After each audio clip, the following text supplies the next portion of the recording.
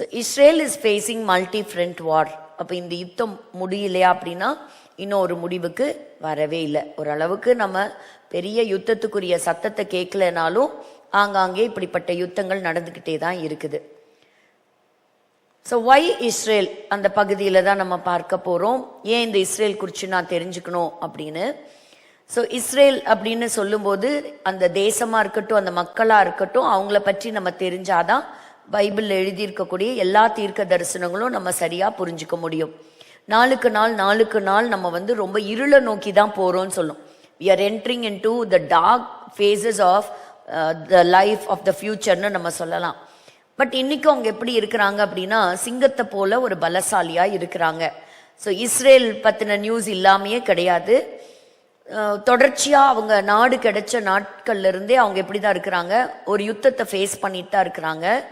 அந்த யுத்தத்துல ஜெயிச்சுட்டும் இருக்கிறாங்க. இது வரைக்கும் அவங்க ஒரு யுத்தத்தை கூட அவங்க தோக்கவே கிடையாது 1948 இருந்து.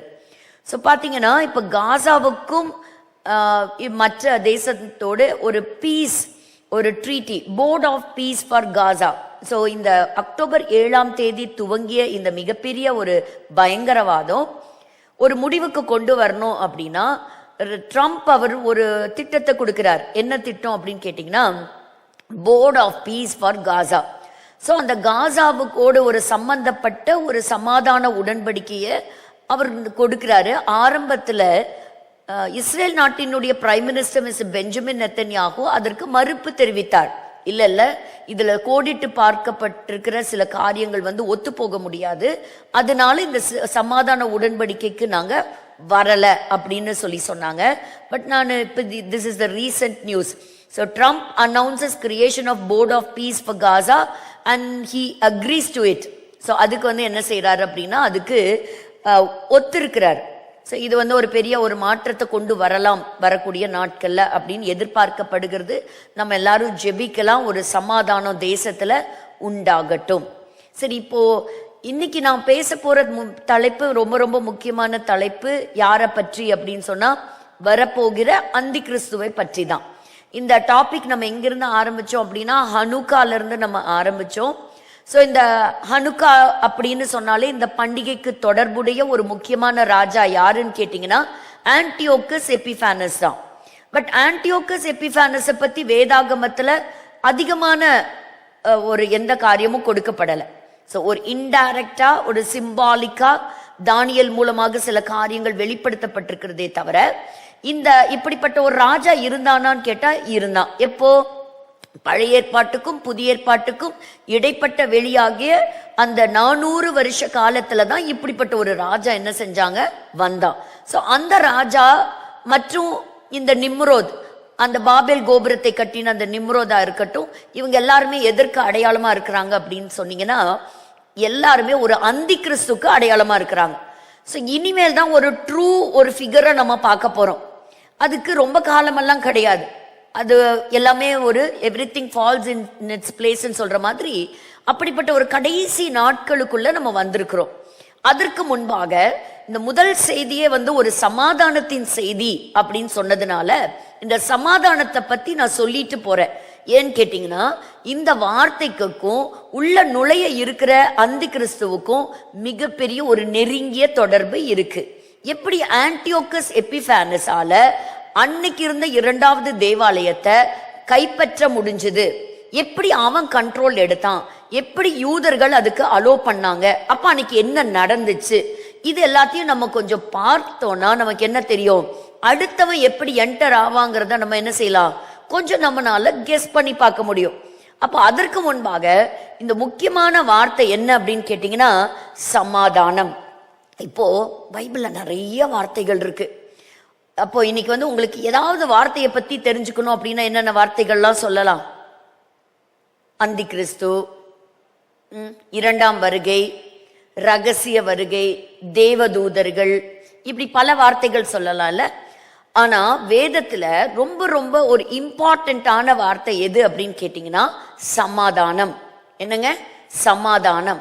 இந்த சமாதானம் அப்படின்னு ஒரு சொல்லு ஒரு தனி ஒரு நபரால மட்டும் ஏற்படுத்த முடியுமா? சமாதானம்னு சொல்றேன் ஒரு வார்த்தை, அப்ப சமாதானம்னா என்ன அர்த்தம்? அந்த வார்த்தை நிறைவேறதுக்கு ஒன்றுக்கும் மேற்பட்டோர் அவங்க இணைந்தா மட்டும்தான் இந்த வார்த்தை அந்த இடத்துல என்ன ஆக முடியும், அது நிறைவேற முடியும். சந்தோஷமா இருங்கன்னு சொல்றேன், அதுக்கு இன்னொருத்தர் தேவையா? தேவையில்லை. நீங்க என்ன பண்ணலாம்? சந்தோஷமா இருக்கலாம். துக்கமா இருங்க, அதுவும் நீங்க தனியாவே என்ன செய்யலாம்? துக்கமா இருக்கலாம். நீங்க கனவு காணுங்க, நீங்களே என்ன செய்யலாம்? You can dream, you can imagine, you can be joyful. அதுக்கெல்லாம் என்ன தேவையில்லை உங்களுக்கு? இன்னொருத்தர் தேவை இல்லை. அப்போ சமாதானம் அப்படின்னு சொல்லும்போது இது ஒருவர் சம்பந்தப்பட்டது அல்ல, இருவர் சம்பந்தப்பட்டதுதான் முக்கியமான ஒரு வார்த்தை சமாதானம். இன்னைக்கு பாருங்க, இன்னைக்கு தலைப்பு செய்தி என்ன? ஈரான்குள்ள கலவரம், ஒவ்வொரு நாட்டுக்குள்ள பிரச்சனை, இன்னும் இஸ்ரேலு இன்னும் சுத்தி இருக்கக்கூடிய நெய்பரிங் கண்ட்ரிஸோட அதால சமாதானமா இருக்க முடியல.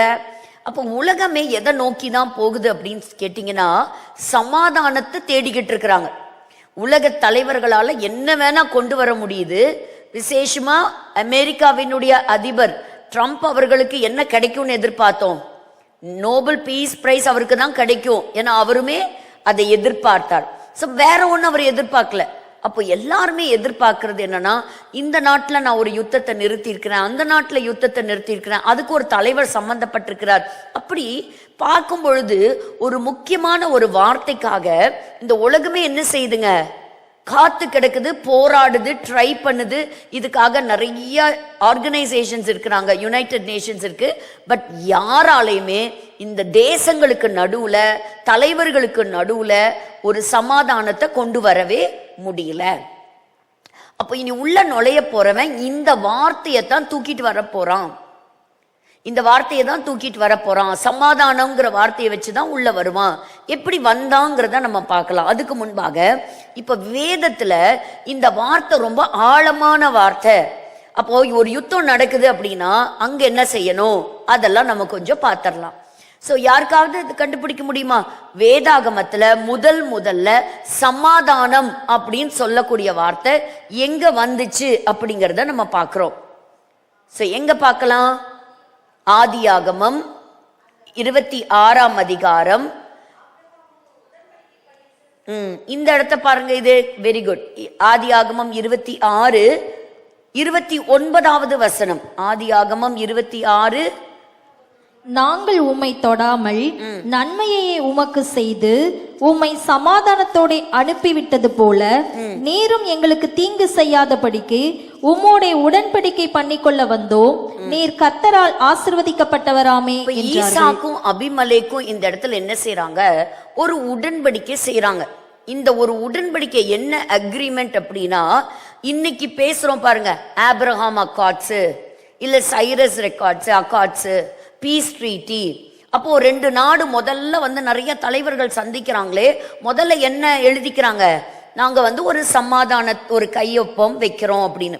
அப்ப இந்த இடத்துல நாங்கள் உம்மை தொடாமல் நன்மையே உமக்கு செய்து உம்மை சமாதானத்தோடு அனுப்பி விட்டது போல நீரும் எங்களுக்கு தீங்கு செய்யாதபடிக்கு உம்மோட உடன்படிக்கை பண்ணிக்கொள்ள வந்தோம்.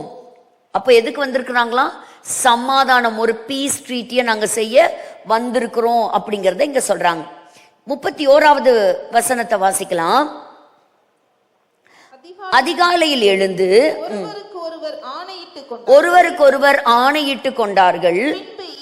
ஈசாக்கு அவர்களை அனுப்பிவிட்டான். அவர்கள் அவனிடத்திலிருந்து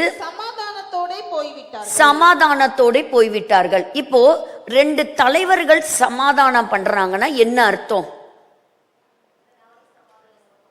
அந்த வார்த்தையை தவிர மற்றதெல்லாம் நீங்க சொல்லணும். சமாதானம் பண்ணிக்கிட்டேன், இப்ப நானும் நீங்களும் சமாதானம் உடன்படிக்கை செஞ்சிருக்கிறோம் அப்படின்னா என்னெல்லாம் நம்ம சொல்லலாம்? அதே வார்த்தையை திரும்ப திரும்ப சொல்லக்கூடாது. நம்ம 2 பேரும் இனிமேலு சண்டை போட மாட்டோம். வேற புரியுற மாதிரி கூட சொல்லுங்க. மிஸ் அண்டர்ஸ்டாண்டிங் எதுவும் வராம பாத்துக்கலாம். வேற நம்ம ஷேர் பண்ணலாம். அப்புறம் முக்கியமா 2 தேச தலைவர்கள் இப்ப வந்து ஒரு சமாதான உடன்படிக்கை செய்யறாங்க. அப்ப அதெல்லாம் என்ன அர்த்தங்கள்ல கொண்டு வரலாம்? இப்ப நான் உன்னை டிஸ்டர்ப் பண்ண மாட்டேன், நீ என்ன டிஸ்டர்ப் பண்ணாத, சரியா? நான் உன் மேல யுத்தத்துக்கு வரமாட்டேன், நீ என் மேல யுத்தத்துக்கு வராத. நான் உனக்கு எதிராக யார் கூடயும் நான் என்ன செய்ய மாட்டேன், கூட்டணி சேர மாட்டேன். நீயும் எனக்கு எதிராக என்ன செய்யக்கூடாது, கூட்டணி சேரக்கூடாது. வேற இப்படி அவங்க ஒருத்தருக்கு ஒருத்தர் என்ன செய்யறாங்க, நம்ம 2 பேரும் என்ன செய்யலாம், பிடிச்சதோ பிடிக்கலையோ நம்ம நண்பர்களா இருந்துக்கலாம்.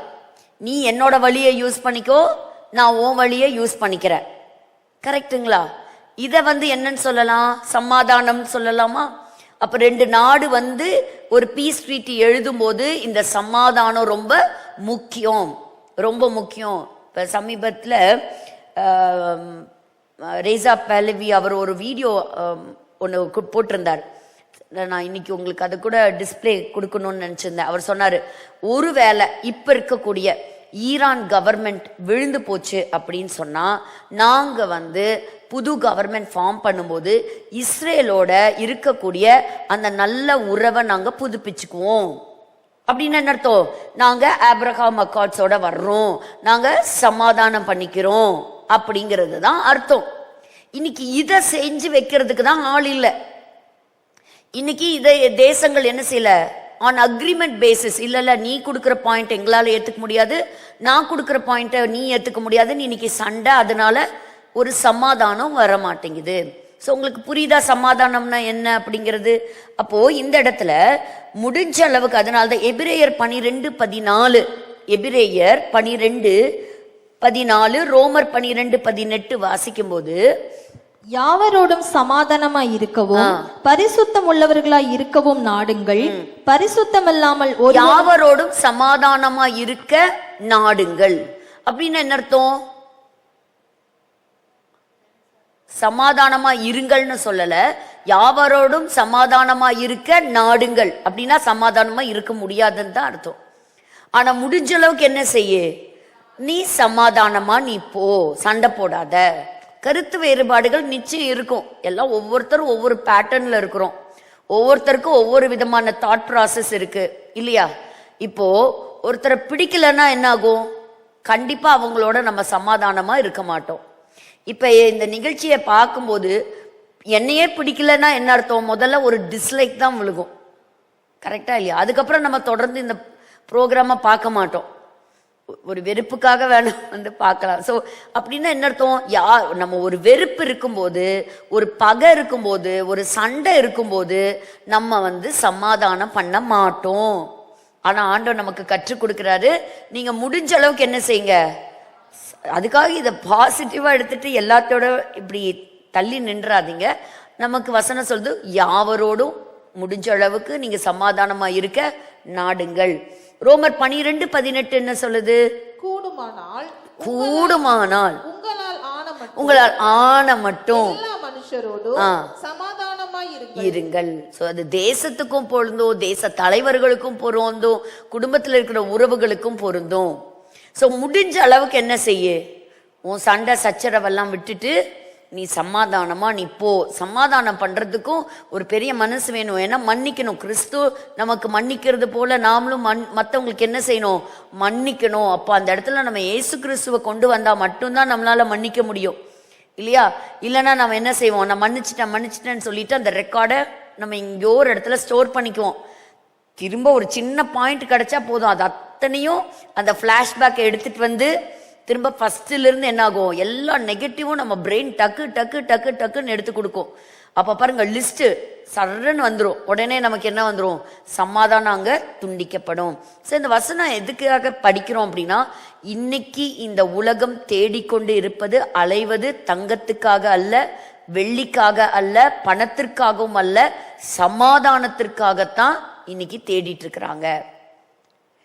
அடுத்தது நம்ம பார்க்கும் பொழுது சங்கீதம் 127:7 வாசிக்கலாம். சங்கீதம் 127:7, நான் சமாதானத்தை நாடுகிறேன், அவர்களோ நான் பேசும்போது யுத்தத்துக்கு எத்தனைப்படுகிறார்கள். இப்படியும் இருக்கு, நான் சமாதானத்துக்கு ட்ரை பண்றேன். அடுத்த வசனம், சமாதானத்தை பகைக்கிறவர்களிடத்தில் என் ஆத்துமா குடியிருந்ததும் போதும். குடியிருந்தது போதும். ஏன்னா சமாதானத்தை பகைக்கிறவர்கள், எதுக்குடா வம்பு, நீ தள்ளி இரு நானும் தள்ளி இருக்கிறேன் அப்படி சொல்றதான் இன்னைக்கு இருக்குது. சோ என்ன சொல்றாங்க, எங்கனால இஸ்ரேலோட என்ன செய்ய முடியாது, சமாதான ஒப்பந்தம் பண்ண முடியாதுன்றாங்க. சமாதான ஒப்பந்தம் பண்ணாங்கன்னா எத்தனையோ பிரச்சனைகள் என்ன வரும், ஒரு முடிவுக்கு வரும். சரி, பழைய ஏற்பாட்டுல ஒருவேளை இவங்க யுத்தத்துக்கு போகும்போது சமாதானத்தை பத்தி என்ன சொல்லி இருக்குங்கிறத பைபிள்ல பார்க்கலாம். உபாகமம் 20வது அதிகாரம் 11வது வசனத்தை எடுத்துக்கலாம். உபாகமம் 20:11. அவர்கள் உனக்கு சமாதானமான அதுக்கு முந்தின வசனத்தையும் சேர்த்து வாசிச்சிருங்க. நீ ஒரு பட்டணத்தின் மேல் யுத்தம் பண்ண நெருங்கும் போது, ஒரு பட்டணத்துக்கு மேல நீ சண்டைக்கு போற, யுத்தத்துக்கு போற, அந்த பட்டணத்துக்கு நீ நெருங்கி வரும்போது அந்த பட்டணத்தாருக்கு சமாதானம் கூற கடவா. அந்த பட்டணத்துக்கு நீ சண்டைக்கு போகாத, நீ போறதே எதுக்கு, நீ யுத்தம் பண்ணத்தான் போற. அந்த பட்டணத்துக்கு கிட்டையும் போயிட்ட, ஆனா யுத்தம் பண்ணாதன்னு ஆண்டவர் சொல்லி கொடுக்கிறாரு. என்ன சொல்லு, ஃபர்ஸ்ட் சமாதானம் கூறணுமா. இவன் எப்படி ஒரு யுத்தத்துக்கு போறானாலே எப்படி பிளானா ஒரு வெறுப்பு, கசப்பு, பகை உணர்வு இல்லையா, போட்டி, பொறாமை எல்லாம் நிறைஞ்சுதான் போறோம். ஆனா பைபிள் என்ன கற்றுக் கொடுக்குது, நீ அங்க போகும்போது பட்டணத்தை நெருங்கி இருக்கும்போது அந்த பட்டணத்துக்கு என்ன பேசு, சமாதானம் பேசு. ஆனா தொடர்ந்து வரக்கூடிய வசனத்துல நீங்க வாசிச்சீங்கன்னா அந்த சமாதானத்துக்கு அவங்க உத்தரவு சொல்லி நீ சொன்ன சமாதானத்தை ஏத்துக்கிட்டு நாங்களும் உன்னோட கூட ஒரு வெள்ளைக்கொடி காட்டிட்டாங்கன்னா, அவங்க நீ சமாதானத்தை ஏத்துக்கிட்டாங்கன்னா அந்த ஜனங்க மேல நீ யுத்தம் தொடுக்காத, அந்த ஜனங்களை நீ பகுதி கட்டுறவங்களா வச்சுக்கோ. இது பழைய ஏற்பாடு. அப்படி ஒருவேளை நீ சமாதானம் சொல்லி அந்த சமாதானத்துக்கு அந்த தேசம் கதவை அடைச்சிருச்சுன்னா நீ தைரியமா யுத்தம் பண்ணுங்கிறாரு. தொடர்ந்து வரக்கூடிய வசனத்துல என்ன செய்ய, நீ தைரியமா என்ன செய்ய, நீ யுத்தம் பண்ணு, அதை முற்றுகை போடு, அதை நீ பிடிச்சுக்கோ. இதுதான் என்னது, த ரூல். நம்ம பழைய ஏற்பாட்டுல நம்ம பார்க்கிறது. சோ பழைய ஏற்பாடு முழுவதுமா பார்க்கும் பொழுது 2 நபர்கள், 2 ராஜாக்கள், 2 தேசங்கள், அவங்கெல்லாம் என்ன பண்ணியிருக்கிறாங்க, இப்படிப்பட்ட சமாதான பேச்சுவார்த்தை நடத்தி ஒரு உடன்படிக்கை செய்திருக்கிறாங்க, ஒரு அக்ரிமெண்ட்டை வச்சிருக்கிறாங்க. சரி, இப்ப புதிய ஏற்பாட்டுக்கு வருவோம். புதிய ஏற்பாட்டுல முதல்ல சமாதானம் எங்க வந்திருக்கு, மத்தேயு 5ஆம் அதிகாரம். சமாதானம் பண்ணுகிறவர்கள் பாக்கியவான்கள், அவர்கள் யார், அவர்கள் தேவனுடைய புத்திரர் என. அப்போ மலை பிரசங்கத்துல ஆண்டவர் சொன்ன சில முக்கியமான வார்த்தைகளை முதல்ல கொண்டு வந்ததே என்னதான், சமாதானம் கூறுங்கள், சமாதானம் பண்றவங்க பாக்கியவான்கள். எப்பவுமே பைபிள்ல ஒரு சொல் முதல்ல எங்க அப்பியர் ஆகுதோ அந்த வார்த்தைக்கு நம்ம கவனம் செலுத்தி அந்த இடத்துல சொல்லப்படுற அந்த வார்த்தை என்ன பின்னணியத்துல சொல்லப்பட்டிருக்கு, அங்க என்ன சிச்சுவேஷன், அதை எப்படி ஹேண்டில் பண்ணணும், அதை நம்ம என்ன செய்யணும்னா உற்று கவனிக்கணும். அப்புறம் அந்த வசனத்திலிருந்து ஒரு லிங்க் எடுத்து அடுத்தடுத்து எங்கெங்கெல்லாம் சமாதானங்கிற வார்த்தை வருது அப்படி எடுத்து படிக்கும்போது அந்த டாபிக்கை பத்தின ஒரு நல்ல ஒரு அண்டர்ஸ்டாண்டிங் நமக்கு கிடைக்கும். Praise the Lord. அப்ப அடுத்தது நம்ம பார்க்கிறோம், மத்தேயு அதே 10ஆம் அதிகாரத்துக்கு நீங்க வரும்போது ஒரு வீட்டுக்குள்ள நீங்க போகும்போது அந்த வீட்டுக்கு நீங்க பிஸ்கெட் வாங்கிட்டு போங்க, ஸ்நாக்ஸ் வாங்கிட்டு போங்க, பணம் வாங்கிட்டு வாங்க, அப்படி இருக்கா? என்ன சொல்லிருக்கு, சமாதானம் கூறுங்கள். பாருங்க, அப்ப சமாதானம்ங்கிறது வேதத்தை பொறுத்த வரைக்கும் மிக மிக விலை உயர்ந்த வார்த்தை, மதிப்புக்குரிய ஒரு வார்த்தை சமாதானம் அப்படிங்கிறது. அப்ப அந்த வீட்டுக்குள்ள நீங்க போகும்போது என்ன செய்யுங்க, நீங்க வாழ்த்து கூறுங்க, சமாதானம் கூறுங்க. நீங்க சொல்ற சமாதானத்தை அவங்க ஏத்துக்கிட்டாங்கன்னா அந்த சமாதானம் அங்க தங்கும். ஒருவேளை அவங்கள ஏத்துக்கலன்னா நீங்க யுத்தம் பண்ணுங்க, அப்படி இருக்கா? என்ன செய்து, நீ பேசாம ஒதுங்கி வந்துரு, சைலன்ஸ். பழைய ஏற்பாட்டுல தான் யுத்தம், புதிய ஏற்பாட்டுல எல்லாம் யுத்தம் இல்லை. புதிய ஏற்பாட்டுல என்ன செய்யக்கூடாது, நோ வாய் சண்டை. அங்க போய் என்ன செய்யக்கூடாது, அது மனசுல நம்ம தாங்கி பிடிச்சு நம்ம செய்யக்கூடாது. சரி, இயேசு தன்னோட சீஷர்களோட சமாதானமா இருந்தாரா? எதை வச்சு சொல்றீங்க அவர் சமாதானமா இருந்தாருன்னு?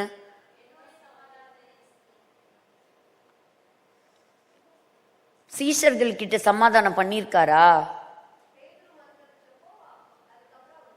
Very good. அப்ப என்ன பண்ணாரு? நான் நினைச்சேன் நீங்க அந்த ஆன்சருக்கு நெருங்கி வந்துட்டீங்கன்னு. நேசிக்கிறாயாலாம் தான் கேட்டாரு. எந்த இடத்துல அவர் சமாதானம் பண்ணாரு சீஷர்களோட? காதை வெட்டும்போது உன்னோடு சமாதானம் சொன்னாரா? பேதுருவை திட்டிட்டு சமாதானம் பண்ணாரா? திட்டவே இல்லையே. ஒரே ஒரு பார்வை தான், மனம் கசந்து அழுதானா. பேதுரு மறுதளிச்சப்போ பேசினாரா? இல்ல, அவர் திரும்பி பார்த்தார், அவ்வளவுதான். அது அந்த எங்க சொன்னாரு? சரி தேடுங்கண்ணா. ஒருவேளை லைவ்ல இருக்கிறவங்க யாராவது உயிர்த்தெழுந்த பிறகு முதல்ல அவர்களை தேடி இயேசு வந்தார். எல்லா அறை ஜன்னல் எல்லாம் பூட்டி இருக்கு. ஆனா அந்த வீட்டிற்குள்ள, இயேசு பூட்டப்பட்ட வீட்டிற்குள்ள வந்தாரா இல்லையா? வந்து ஃபர்ஸ்ட் என்ன சொன்னாரு? உங்களுக்கு சமாதானம். அப்ப இயேசு கிறிஸ்து உயிர்த்தெழுந்த பிறகு அவர் பேசிய வார்த்தை என்ன சீஷர்களோடு? சமாதானம். அப்ப சமாதானம்ங்கிறது விலையேற பெற்ற வார்த்தையா இல்லையா? அப்ப இன்னைக்கு நம்ம என்ன செய்யணும்? நம்ம நிறைய சமாதானம் பண்ணணும். சாலமோனுடைய ராஜ்யத்தின் காலத்துல வசனம் சொல்லுது, ஈராம் சாலமோனோட வந்து சமாதானம் பண்ணாராம். சாலமோனோட ஒருத்தர் மட்டும் இல்லைங்க, சுத்தி இருந்த எல்லா ராஜாக்களுமே சமாதான உடன்படிக்கை பண்ணியிருந்தாங்க. அதனாலதான் சாலமோனுடைய ராஜ்யபாரத்தின் காலத்துல அது ஆசீர்வாதமா இருந்தது. யுத்தங்களே இல்லை, யுத்தத்தோட ரெக்கார்டே கிடையாது சாலமோனுடைய காலத்துல. அப்ப அதெல்லாம் ஏன் தவிர்க்கப்பட்டது அப்படின்னா இந்த சமாதான உடன்படிக்கை. அப்போ இந்த உலகம் இன்னைக்கு ஒரு சமாதானம், ஒரு யுத்தம் இல்லாத ஒரு தேசங்களா மாறணும் அப்படின்னா என்ன தேவை? இப்போ இன்னைக்கு அவசர தேவை இந்த உலகத்திற்கு சமாதானம் தான். ஆனா அந்த சமாதானத்தை தேடினாலும் என்ன கிடைக்காது?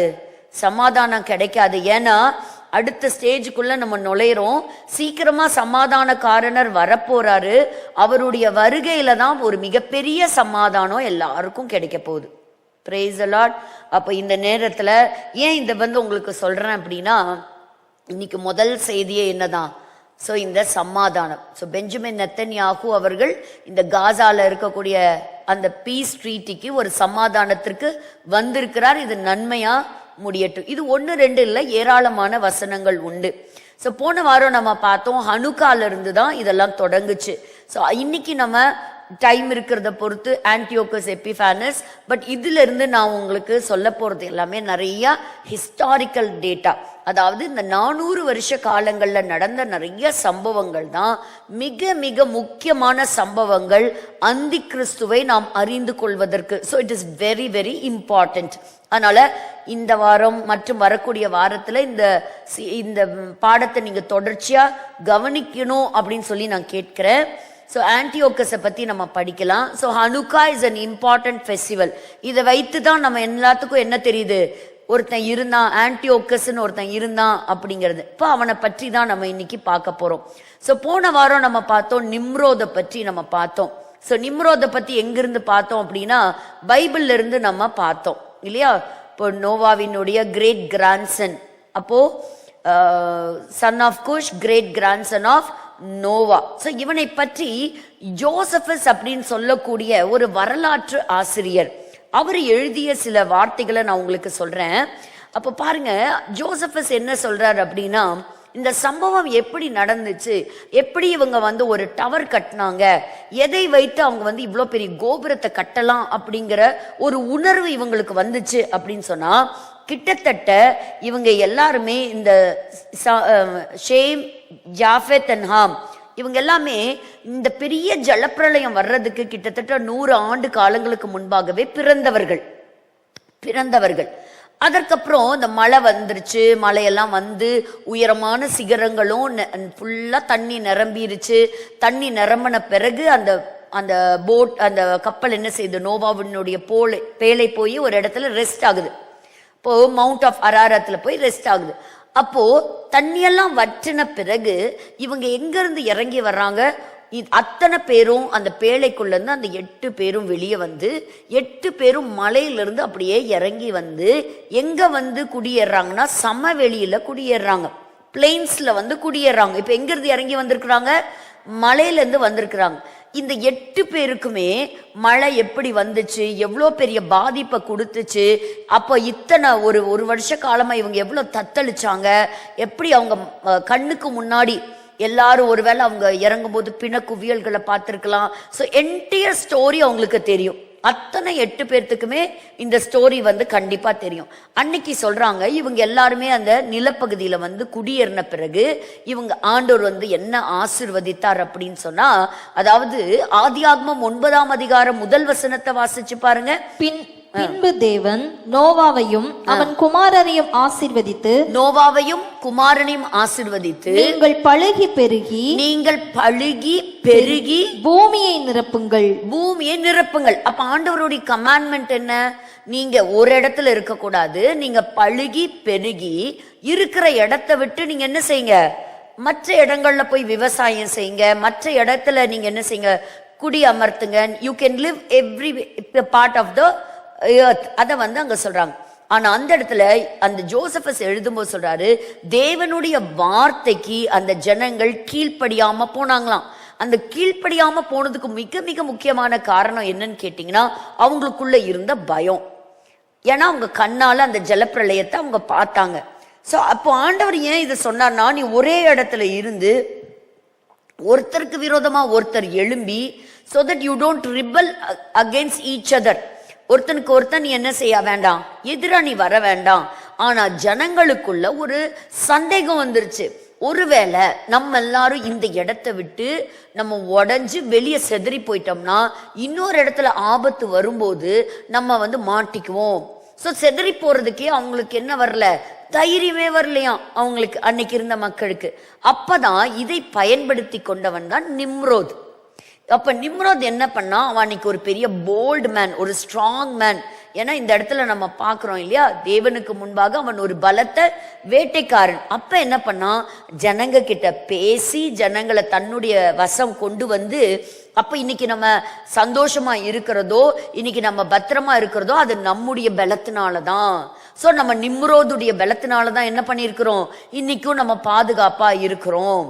இப்ப நிம்ரோதை பற்றி சொல்லும் போது என்ன பண்ணானா, தானாவே கொஞ்ச காலத்திலே தனக்குன்னு ஒரு அரசாங்கத்தையே அமைச்சுக்கிட்டானா. He formed a government. அது மட்டும் இல்ல, அந்த சின்ன ஒரு பிளேஸ்ல இருந்த அந்த பீப்புள தன்னுடைய கண்ட்ரோலுக்குள்ள, தன்னுடைய சக்திக்குள்ள அவன் என்ன செஞ்சானா, அவன் கொண்டு வந்துட்டானா. அநீதியாய், ரொம்ப கொடுமையாய், ரொம்ப அந்த மாதிரி இருந்தானா. அப்ப என்ன செஞ்சான் அப்படின்னா, அவனுடைய ஜனங்கள் எல்லாம் பாக்குறாங்க, இப்ப அன்னைக்கு இருந்த மக்கள் நடுவுல யார் தான் இன்னைக்கு பவர்ஃபுல் மேனா இருக்கிறா. அதுக்காக தான் பைபிள்ல இந்த வசனம் எழுதப்பட்டிருக்கு, அவன் கர்த்தருக்கு முன்பாக பலத்த வேட்டைக்காரன். அப்ப ஜனங்கள்லாம் செதறி போறதுக்கு யோசிக்கிறாங்க, ஏன்னா இவன் தான் நமக்கு பாதுகாப்பு, என்ன அழிவு வந்தாலும் இவன் நம்மள பாத்துக்குமா. அப்போ ஒருத்தனை நம்பி இந்த ஜனங்கள் எல்லாம் என்ன செய்யறாங்க, அவன் சொல்லுக்கு கீழ்ப்படுகிறாங்க. ஏன்னா இவங்க எல்லாம் என்ன கேட்டுட்டு வந்திருக்காங்க, மழை வந்தா எப்படி இருக்கும், எப்படிப்பட்ட அழிவு வரும் அப்படிங்கறதெல்லாம் கேட்டிருக்காங்க. அது மட்டும் இல்ல, யோசேப் எழுதும்போது சொல்றாரு, தேவனுக்கு விரோதமா, தேவனுக்கு எதிராக படையெடுத்து போவதற்கு, ஒரு ரிவெஞ்ச் எடுக்கிறதுக்கு என்னுடைய முற்பிதாக்களை அழித்த ஒரு கடவுள், அதனால இந்த கடவுளுக்கு நான் எதிராக நான் போறேன் அப்படின்னு சொல்லி ஒரு திட்டம் பண்ணி தான் என்ன செஞ்சானா, அப்படிப்பட்ட ஒரு கோபுரத்தை அவன் வந்து கட்டுனானா. அப்படியே ஒருவேளை கடவுள் இன்னொரு தடவை நம்முடைய ஜனங்களை அழிக்கிற மாதிரி ஒரு சூழ்நிலை வந்ததுன்னா நான் என்ன செய்வேன், கடவுளுக்கு எதிராக நான் போவேன். ஆனா இப்பதான் படிச்ச 9ஆம் அதிகாரம் 1வது வசனம், ஆண்டவரோட திட்டம் என்ன, எல்லா ஜனங்களுமே பழுகி பெருகணும், இந்த பூமியை நிரப்பணும். சோ இந்த கமாண்ட்மெண்ட்டுக்கு டோட்டலாவே அகெயின்ஸ்டா இப்ப நிம்ரோத் பேசுறான். என்ன சொல்றான், நம்ம எங்கேயும் சிதறி போயிடாம நம்ம ஒரே இடத்துல இருக்கலாம். சோ ஆண்டவர் நினைச்சிருந்தா அன்னைக்கே இந்த ஜனங்களை மறுபடியும் அழிச்சிருக்கலாம். இந்த கோபுரத்தை கட்டி அவங்க உயர்த்தி வரும்போது, அதாவது சொல்றாங்க, அந்த ஒவ்வொன்றும் அவ்வளோ திக்னஸ்ல இருந்துதான், அவ்வளோ ஒரு பிரம்மாண்டமா கட்டினாங்களாம். அப்போ ஆண்டவர் நினைச்சிருந்தா இதை அழிவுக்கு கொண்டு வந்திருக்கலாம். ஆனா கர்த்தர் என்ன பண்ணாரு, ஒரு சின்ன டிஸ்டர்பன்ஸை கொண்டு வந்தார், ஒரு சின்ன டிஸ்டர்பன்ஸ். அப்போதான் அந்த இடத்துல நம்ம பார்க்கிறோம் ஒரு கன்ஃபியூஷன் நடந்தது அப்படிங்கிறது. இது மட்டும் இல்ல, சிபில் அப்படின்னு சொல்லக்கூடிய ஒரு எழுத்தாளர், அதே மாதிரி ஹெஸ்டியஸ் அப்படின்னு சொல்லக்கூடிய ஒரு வரலாற்று ஆசிரியர்கள், இவங்க எல்லாருமே என்ன எழுதுறாங்கன்னா, இதெல்லாம் வேதாகமத்துக்கு வெளியில இருக்கிற சோர்ஸ்ல இருந்து சொல்றேன். உண்மையாலுமே அப்படி ஒரு கோபுரம் கட்டினாங்க. அந்த சமயத்துல ஒரு பலத்த காற்று அடிச்சது. அந்த காற்று வந்து அடிச்சு இந்த ஜனங்களை எல்லாம் அங்க வேலை செய்ய விடாம என்ன செஞ்சது, செதறி போயிட்டாங்க. ஒருவர் சொல்றாரு, அவங்க என்ன பண்ணாங்க, அங்க இருக்கக்கூடிய ஜூபிட்டர் அப்படின்னு சொல்லக்கூடிய கடவுளுடைய சில பொற்பாத்திரங்களை எடுத்துட்டு இறங்கினாங்க. இப்படியெல்லாம் வரலாற்று குறிப்புகள்ல மற்ற, அதாவது அப்பார்ட் ஃப்ரம் த பைபிள், அதாவது இப்படி ஒரு ஃப்ளட் நடந்தது அப்படிங்கிறதுக்கு ஒரு ஆதாரமா என்ன செய்யறாங்க, இப்படி பல காரியங்களை சொல்லப்பட்டிருக்குது. சோ இவன் எதற்கு தேவனுக்கு விரோதமா எதிர்த்து போனவன். இந்த நிம்ரோத் என்ன பண்ணா, தன்னுடைய பவரை காமிச்சு ஜனங்களை தனக்கு கீழே. So he wanted to form one government. So he wanted to be one world ruler. So தன்னுடைய கண்ட்ரோலுக்கு கீழே, ஸோ தன்னுடைய ஆதிக்கத்துக்கு கீழே வச்சுக்க முயற்சிக்கிறவன் எல்லாமே யார்தான், ஒரு ஆன்டி கிரைஸ்ட நம்ம சிம்பலைஸ் பண்ணலாம். ஸோ இன்னைக்கும் நம்ம பார்க்க போகிற ஒரு முக்கியமான ஒரு இது. அப்போ நான் ஏன் இதெல்லாம் நான் படிக்கணும்? ஸோ அன்னைக்கு இருந்தவங்களுக்கு இவ்வளோ பெரிய வல்லமை இருந்ததுனால அவங்களுக்குள்ள பெருமை இருந்தது, அவங்களுக்குள்ள நிறைய வைராகியங்கள்லாம் இருந்தது. அப்போ இங்கே நம்ம பார்க்கும் பொழுது நான் இதெல்லாம் தெரிஞ்சுக்கிட்டு நான் என்ன செய்ய போறேன் அப்படின்னா, இப்போ நம்மெல்லாம் ரட்சிக்கப்பட்டவங்க, நம்மெல்லாம் திருச்சபைக்குள்ள இருக்கிறோம். சோ நம்ம சபைக்குன்னு ஒரு கர்த்தர் சில தரிசனங்களையும் எதிர்காலத்தில் நடக்க போகின்ற திட்டங்களையும் அழகாக இந்த வேதாகமத்தில் எழுதி கொடுத்திருக்கிறாரு. அப்போ அடுத்தது இந்த பூமியில நடக்க போற நிகழ்வு என்ன? அப்ப நம்ம எல்லாம் இப்ப என்ன காலத்துல இருக்கிறோம்? சபையினுடைய காலத்துல இருக்கிறோம். சோ அடுத்தது என்ன நடக்க போகுது? திருச்சபையை கர்த்தர் மணவாட்டியை எடுத்து கொண்டு செல்வார். அதை தான் நம்ம ராப்சர், அப்ப ரகசிய வருகை. சிலருக்கு அது என்ன செய்யலாம், புத்தி கெட்டாததா இருக்கலாம், அது நமக்கு புரியாது. அது எப்படி நடக்கும், அது எப்படி நடக்கும்லாம் நமக்கு தெரியாது. The Bible says and we believe it. அதன் அந்த வசனத்தை நம்ம விசுவாசத்தோட என்ன செய்யறோம், ஏன்னா இதுவரைக்கும் பைபிள்ல சொல்லப்பட்ட எல்லாமே நடந்திருக்கு. அதே போல இயேசு கிறிஸ்து சொன்ன வார்த்தைகளும் நிறைவேறும். அவரோட வருகையும் எப்படிதான் இருக்கு, சமீபமா இருக்குது. இப்ப இந்த இடத்துல நீங்க பாருங்க, கீழே பாருங்க, the world ruler makes 7-year treaty with Israel. இது எல்லாமே இஸ்ரேலை மையப்படுத்தி தான் நான் பேசுகிறேன். அப்போ ஒரு வேர்ல்டு லீடர் ஒருத்தன் வரப்போறான். அப்போ இந்த உலகத்தையே ஆட்டி படைக்கக்கூடிய ஒரு ரூலர் வரப்போறான். இன்னைக்கு யார சொல்லுவீங்க ஒரு வேர்ல்டு ரூலர் அப்படின்னா? ட்ரம்ப். இப்ப பாருங்க, நம்மளால கோடிக்கணக்கான ஜனங்கள் பல நாடுகள் இந்த பூமியில இருந்தாலும் ஒரு வல்லமையான ஒரு ஆள், த பவர்ஃபுல் மேன் ஆன் எர்த் அப்படின்னு நம்ம சொல்லணும்னா யார சொல்றோம்? இன்னைக்கு ட்ரம்ப் அவர்களை சொல்றோம். இன்னைக்கு பாருங்க, அடுத்தது அவரோடு கூட நல்ல ஈக்குவலண்டா ஒரு சக்தி வாய்ந்த அடுத்த ஒரு நபர் இணைந்திருக்கிறார். அவர் தான் யாரு? Benjamin Netanyahu. சோ ரெண்டு பவர்ஃபுல்லான பீப்புள் இன்னைக்கு இணைஞ்சிருக்கிறாங்க. ஸோ ரெண்டு பேரும் இனி அடுத்த 4 வருஷங்கள்ல என்னென்ன காரியங்களை கொண்டு வருவாங்க, என்னென்ன திட்டங்கள் நடக்க போகுது அப்படிங்கிறது நமக்கு தெரியாது. பட் நிறைய மாற்றங்கள் நிச்சயமா வரும், அதுல மாற்று கருத்தே இல்லை. அடுத்தது பாருங்க, இஸ்ரேல கர்த்தர் மறுபடியும் அவர் மறுபடியும் ரட்சிப்புக்கு நேராய் நடத்துவார். மேசியாவாகி இயேசு கிறிஸ்துவை அவர்கள் அறிந்து கொள்வார்கள். நம்ம அதெல்லாம் 1,44,000 பேர்த்தெல்லாம் நம்ம பார்க்கிறோம். அதுக்கப்புறம் இவன் என்ன செய்யறான், இவன் உள்ள நுழையும் போது பாருங்க, world ruler will break the treaty. என்ன ட்ரீட்டி? சமாதான உடன்படிக்கை. அப்போ ஒரு பெரிய ஒரு பவர்ஃபுல் கிங் உள்ள வரப்போறான். அந்த கிங் எப்படி உள்ள வரப்போறான்? சமாதானம் அப்படின்னு சொல்லிட்டு தான் உள்ள வரப்போறான். புரியுதுங்களா? அப்படிதான் உள்ள வரப்போறான். அதுக்கப்புறம் என்ன செய்யறான், அந்த உடன்படிக்கையை அவன் 3 வருஷத்துக்கு அப்புறம் உடைக்க போறான். சோ இன்னைக்கு இந்த 4 வருஷத்துக்குள்ள என்னெல்லாம் நீங்க நடக்கும்னு நினைக்கிறீங்க? இஸ்ரேல் அடுத்தது என்ன செய்ய திட்டமிடுவாங்க நீங்க நினைக்கிறீங்க? இப்ப இன்னொரு ட்ரம்ப் வருவாரா அந்த இடத்துக்கு தெரியாது.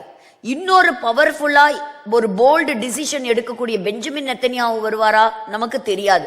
சோ அடுத்தது இந்த 2 பேரும் இணைஞ்சு இருக்கும் போதே சில காரியங்களை இஸ்ரேலுக்கு சாதகமாக, அமெரிக்கா சில காரியங்களை தனக்கு சாதகமாக நிச்சயமாக செய்து கொள்ளும். அதுல மாற்றமே கிடையாது. அப்ப இஸ்ரேல் இந்த காலங்களை பயன்படுத்தி அடுத்தது என்ன செய்ய நினைப்பாங்கன்னா, கட்டாயம் ஒரு 3வது தேவாலயத்தை கட்டுவதுதான் அவர்களுடைய மிக மிக முக்கியமான குறிக்கோள். நீங்க இஸ்ரேல் நாட்டுக்குள்ள போனீங்கன்னா அவங்க எல்லாமே 3ஆம் தேவாலயத்துக்கான எல்லா பொருளையும் அவங்க செய்து ரெடியா வச்சிருக்கிறாங்க. அவங்களுக்கு இடம் மட்டும் அலோகேட் ஆயிடுச்சுன்னா போதும், விட்டா ராத்திரியோட ராத்திரியா கட்டிடுவாங்க. அந்த அளவுக்கு இருக்கிறாங்க. ஏன்னா அவங்களுக்கு அந்த தேவாலயம் வேணும். ஸோ பட் இதெல்லாம் இது அவங்க எங்கேயோ கட்டிட்டு போறாங்க அப்படின்னு நான் சொல்லிட்டு இருக்க கூடாது. ஏன்னா அதெல்லாம் எதுக்கு ஒரு அடையாளம்? சபையினுடைய முடிவு காலத்திற்கு அடையாளம். சோ புறஜாதிகளுக்கு கொடுக்கப்பட்ட காலம் நிறைவேறி இஸ்ரவேலர்களுக்காக இன்னைக்கு அவருடைய போக்கஸ் திரும்பியாச்சு. ஆண்டவர் இஸ்ரேல கட்டிட்டு இருக்கிறாரு. ஒரு பக்கத்துல நம்ம பாக்குறோம் எல்லா கோத்திரத்து மக்களும் தேசத்தை நோக்கி புறப்பட்டு வர ஆரம்பித்து விட்டார்கள். பல இடத்துல இருந்து அவங்க எந்த கோத்திரங்கிறது எக்ஸாக்டா ஐடென்டிஃபை பண்ண முடியலனாலும் பட் எல்லா விதமான தேசத்துல இருந்தும் மக்கள் வர ஆரம்பிச்சுட்டாங்க. ஒரு பக்கம் அந்த தேசம் இன்னைக்கு வல்லரசு நாடாக இன்னைக்கு எழும்பி நிற்கிறது. இன்னைக்கு அதை யாரும் ஒடுக்க முடியல. அடுத்தது இந்த தேசம் அடுத்த ஒரு சமாதான உடன்படிக்கை செய்து அவங்க என்ன செய்ய போறாங்க? ஒரு தேவாலயம். ஸோ சர்ச்சுக்கு இது ஒரு இம்பார்ட்டன்ட் மெசேஜ். பட் இதெல்லாம் தான் நம்ம என்ன செய்யறது இல்லை, காது கொடுத்து கேட்கறது. என்னமோ எங்கேயோ ஏதோ நடந்துட்டு போட்டோம் அப்படின்னு. But every thing will come to an end. அப்போ இந்த இடத்துல நம்ம பார்க்குறோம். ஸோ இஸ்ரேல் ஆண்டவர் திரும்பவும் ஒரு தேசமாக அவங்க என்ன செய்வாங்களாம், ஒரு மனுஷன் மனம் திரும்புறது போல முழு தேசமும் மனம் திரும்புவாங்க. அப்போ அடுத்தது இந்த எருசலேம் அட்டாக் ஆகிறது, இயேசு கிறிஸ்து வர்றது. இப்பவே நம்ம கோகு மாகோகு யுத்தங்களை பத்தி எல்லாம் பேசுறோம். ஸோ இந்த யுத்தங்கள்லாம் எப்ப நடக்கும்? சிலர் சொல்றாங்க ராப்சருக்கு முன்னாடி நடக்கும். இல்ல இவர்கள் அடுத்தது இந்த ட்ரிபுலேஷன் பீரியட்ல நடக்கும். இப்படி பல்வேறு விதமான கருத்துக்கள் உண்டு. அதெல்லாம் எப்ப நடக்குங்கிறத பார்க்கலாம். ஆனா நம்மளுடைய ஆண்டவருடைய திட்டம் என்ன? அவர் எஸ்டாப்ளிஷ் பண்ண போற அவருடைய 1000 வருட அந்த ஆட்சி, அது ஒரு பொற்காலமாக இருக்க போகிறது. பிசாசே இல்லாத ஒரு உலகங்க. அப்ப பாவம் கிடையாது, சாபம் கிடையாது, சாவு கிடையாது, பசி கிடையாது, இல்லையா? அப்படிப்பட்ட ஒரு காலத்திற்குள்ள இயேசு ராஜாவோட நம்ம இருக்க போகிற அந்த மகிமையின் காலம் 1000 வருஷம் பொற்காலம். எப்படி சாலமோனுடைய காலத்தை பொற்காலம் சொல்றோமோ அப்படி ஒரு இது. அப்புறம் அடுத்ததா நடக்க போகிற என்னது? உயிர்த்தெழுதல், பிறகு நியாய தீர்ப்பு, and then the white throne judgment. இதெல்லாம் பிற்பாடு வரப்போகிறது. பட் இதுல நான் பார்க்கிற ஒரு important word, that is called the world ruler. அப்போ ஒருவன் வரப்போகிறான். யார் அவன்? நமக்கு தெரியாது. அவன் யாரு நமக்கு தெரியாது. அவன் யூதனா இல்லைன்னா புறஜாதியானா? எப்படி யூதர்கள் புறஜாதியாரோட செய்வாங்க? அதெல்லாம் ஒவ்வொரு ஸ்டெப்பா என்ன செய்யலாம், அனலைஸ் பண்ணலாம். அப்போ நம்ம இதெல்லாம் புரிஞ்சுக்கிறதுக்கு நம்ம என்ன செய்யணும்? ஏற்கனவே 2 பேரும் உள்ள வந்தாங்க பாருங்க. யார் அவங்க? நிம்ரோதும் ஆன்டியோகஸும் எபிஃபானஸும். இவங்க எப்படி வந்தாங்கன்னு நமக்கு தெரிஞ்சதுன்னா நமக்கு இந்த பாடத்தை புரிஞ்சுக்கிறதுல நமக்கு நிறைய அர்த்தம் கிடைக்கும். ஸோ இந்த இடத்துல நம்ம பார்க்குறோம் இந்த மாகோக் இன்வேஷன். ஸோ ஏன் இதெல்லாம் பத்தி சொல்றேன்? ஏன்னு கேட்டா இன்னைக்கு சைனா, ரஷ்யா இவங்கெல்லாம் ஈரானுடைய நண்பர்கள். இன்னைக்கு அமெரிக்கா, இஸ்ரேல் இவங்கெல்லாம் நண்பர்கள். இன்னைக்கு இப்படிப்பட்ட ஒரு சின்ன திருப்புமுனை நடக்குது. இவங்க எல்லாத்துக்கும், மிடில் ஈஸ்ட்ல இருக்கிறவங்க எல்லாத்துக்கும் ஒரு காமனா பகையாளியா பார்க்கறது இஸ்ரேல். உலக பிரச்சனையே இங்கதான் நடக்குது, இந்த மத்திய கிழக்குல தான் நடக்குது. இதைத்தான் எல்லாருமே கவனம் செலுத்தி பார்த்துக்கிட்டு இருக்கிறோம். அப்படின்னா இங்க ஏதோ ஒரு மாற்றத்தை, குழப்பத்தை ஆண்டவர் அனுப்புனாலும் ஆண்டவர் அங்க ஏதோ தன்னுடைய திட்டத்தை என்ன செய்யறாரு, அவர் நிறைவேற்றி கொண்டு வருகிறார். அப்ப என்ன செய்யறோம்? இந்த டெம்பிள் ரீபில்ட், இங்க அபாமினேஷன் ஆஃப் டிசலேஷன். இயேசு கிறிஸ்துவும் தானியேல் சொன்ன தீர்க்க தரிசனத்தை கோடிட்டு காட்டினாரு. அப்ப ஏற்கனவே நடந்த ஒரு சம்பவத்தை இயேசு கிறிஸ்து எல்லாருக்கும் புரியும்படியாக எல்லாம் ஹனுக்கா பண்டிகையை கொண்டாடினாங்க, இயேசுவும் கொண்டாடினார். அதுக்கு நம்ம யோவான்ல இருந்து ஆதாரமாக சில வசனங்களை நம்ம பார்த்தோம். ஆலயத்தின் பிரதிஷ்டை ஆராதனை, அந்த செலிப்ரேஷன்ல இயேசுவும் இருந்திருக்கிறாருங்கிறத நம்ம பார்த்திருக்கிறோம். அப்ப அந்த காலகட்டங்கள்ல இயேசு உங்களுக்கு நினைப்பூட்டுகிறார். தானியேல் உங்களுக்கு நினைப்பூட்டி சொன்னானே, அதை நீங்க மறந்துடாதீங்க அப்படிங்கிறத சொன்னோம். அப்போ அபாமினேஷன் ஆஃப், எப்படி இந்த தேவாலயம் அசுத்தப்பட்டது, கிரேட் ட்ரிபுலேஷன், ஒரு உபத்திரவ காலம், மகா உபத்திரவ காலம். அதற்கப்புறம் இயேசு கிறிஸ்துவினுடைய பகிரங்க வருகை. இப்போ இயேசு கிறிஸ்துடைய ரகசிய வருகை தான் எப்பன்னு தெரியாது. ஆனா அது தெரிஞ்சிருச்சுன்னா இயேசு கிறிஸ்துடைய 2ஆம் வருகை எப்பன்னு நம்ம எல்லாரும் கண்டுபிடிச்சுக்கலாம். எப்ப வரும்? கரெக்டா 7 வருஷம் கழிச்சு இயேசு கிறிஸ்துடைய 2ஆம் வருகை. அப்போ இந்த ராப்சர் தான் அடுத்தது இமீடியட்டா நடக்க வேண்டிய ஒரு சம்பவம். அப்போ எனக்கு அதுக்கு முன்னாடியே என்ன ஆகலாம், ஒருவேளை வேர்ல்ட் லீடர் ரெடி ஆயிருக்கலாம். அப்போ நம்ம இன்னும் இந்த காரியங்கள்லாம் புரியாதவர்களா நம்ம இருந்து நம்ம என்ன செஞ்சிடக்கூடாது, நம்மளோட காலிங்க நம்ம மிஸ் பண்ணிடக்கூடாது. ஸோ அதற்காக தான் நம்ம என்ன செய்யறோம், இந்த பழைய பாடங்களையும் பழைய ஹிஸ்டாரிக்கல் டேட்டாவையும் நம்ம எடுத்து நம்ம பார்க்குறோம். ஸோ நம்ம 2 விதமான இன்வேஷன். இதை நம்ம நிறைய படிச்சிருக்கோம். எசேக்கியேல் 38, 39 பார்த்திருக்கிறோம். நீ வரக்கூடியதெல்லாம் நம்ம பார்க்கலாம். சரி, இப்போ இவன் எப்படி இருப்பான்னு நான் சொல்லிட்டு ஆன்டியோகஸ் எபிஃபானஸ் உடைய ஒரு அறிமுகத்தை நான் உங்களுக்கு தருகிறேன். முதல்ல நம்ம பார்க்கும்போது இந்த ஆன்டி கிரைஸ்ட் அப்படின்னு சொல்றவன் அவன் ஒரு உயர்ந்த பதவிக்கு, அதிகாரத்துக்கு வருவான். நிம்ரோத் இருந்தானா? he rise to power. அவங்கிட்ட பவர் இருந்ததுக்கு என்ன ஆதாரம்? ஏன்னா அவன் பலத்த வேட்டைக்காரன். அவனும் he was a very strong minded person, he was a very bold person. அப்படி இருந்தான். ஸோ அப்படி ஒருத்தன் தான் என்ன செய்ய முடியும்?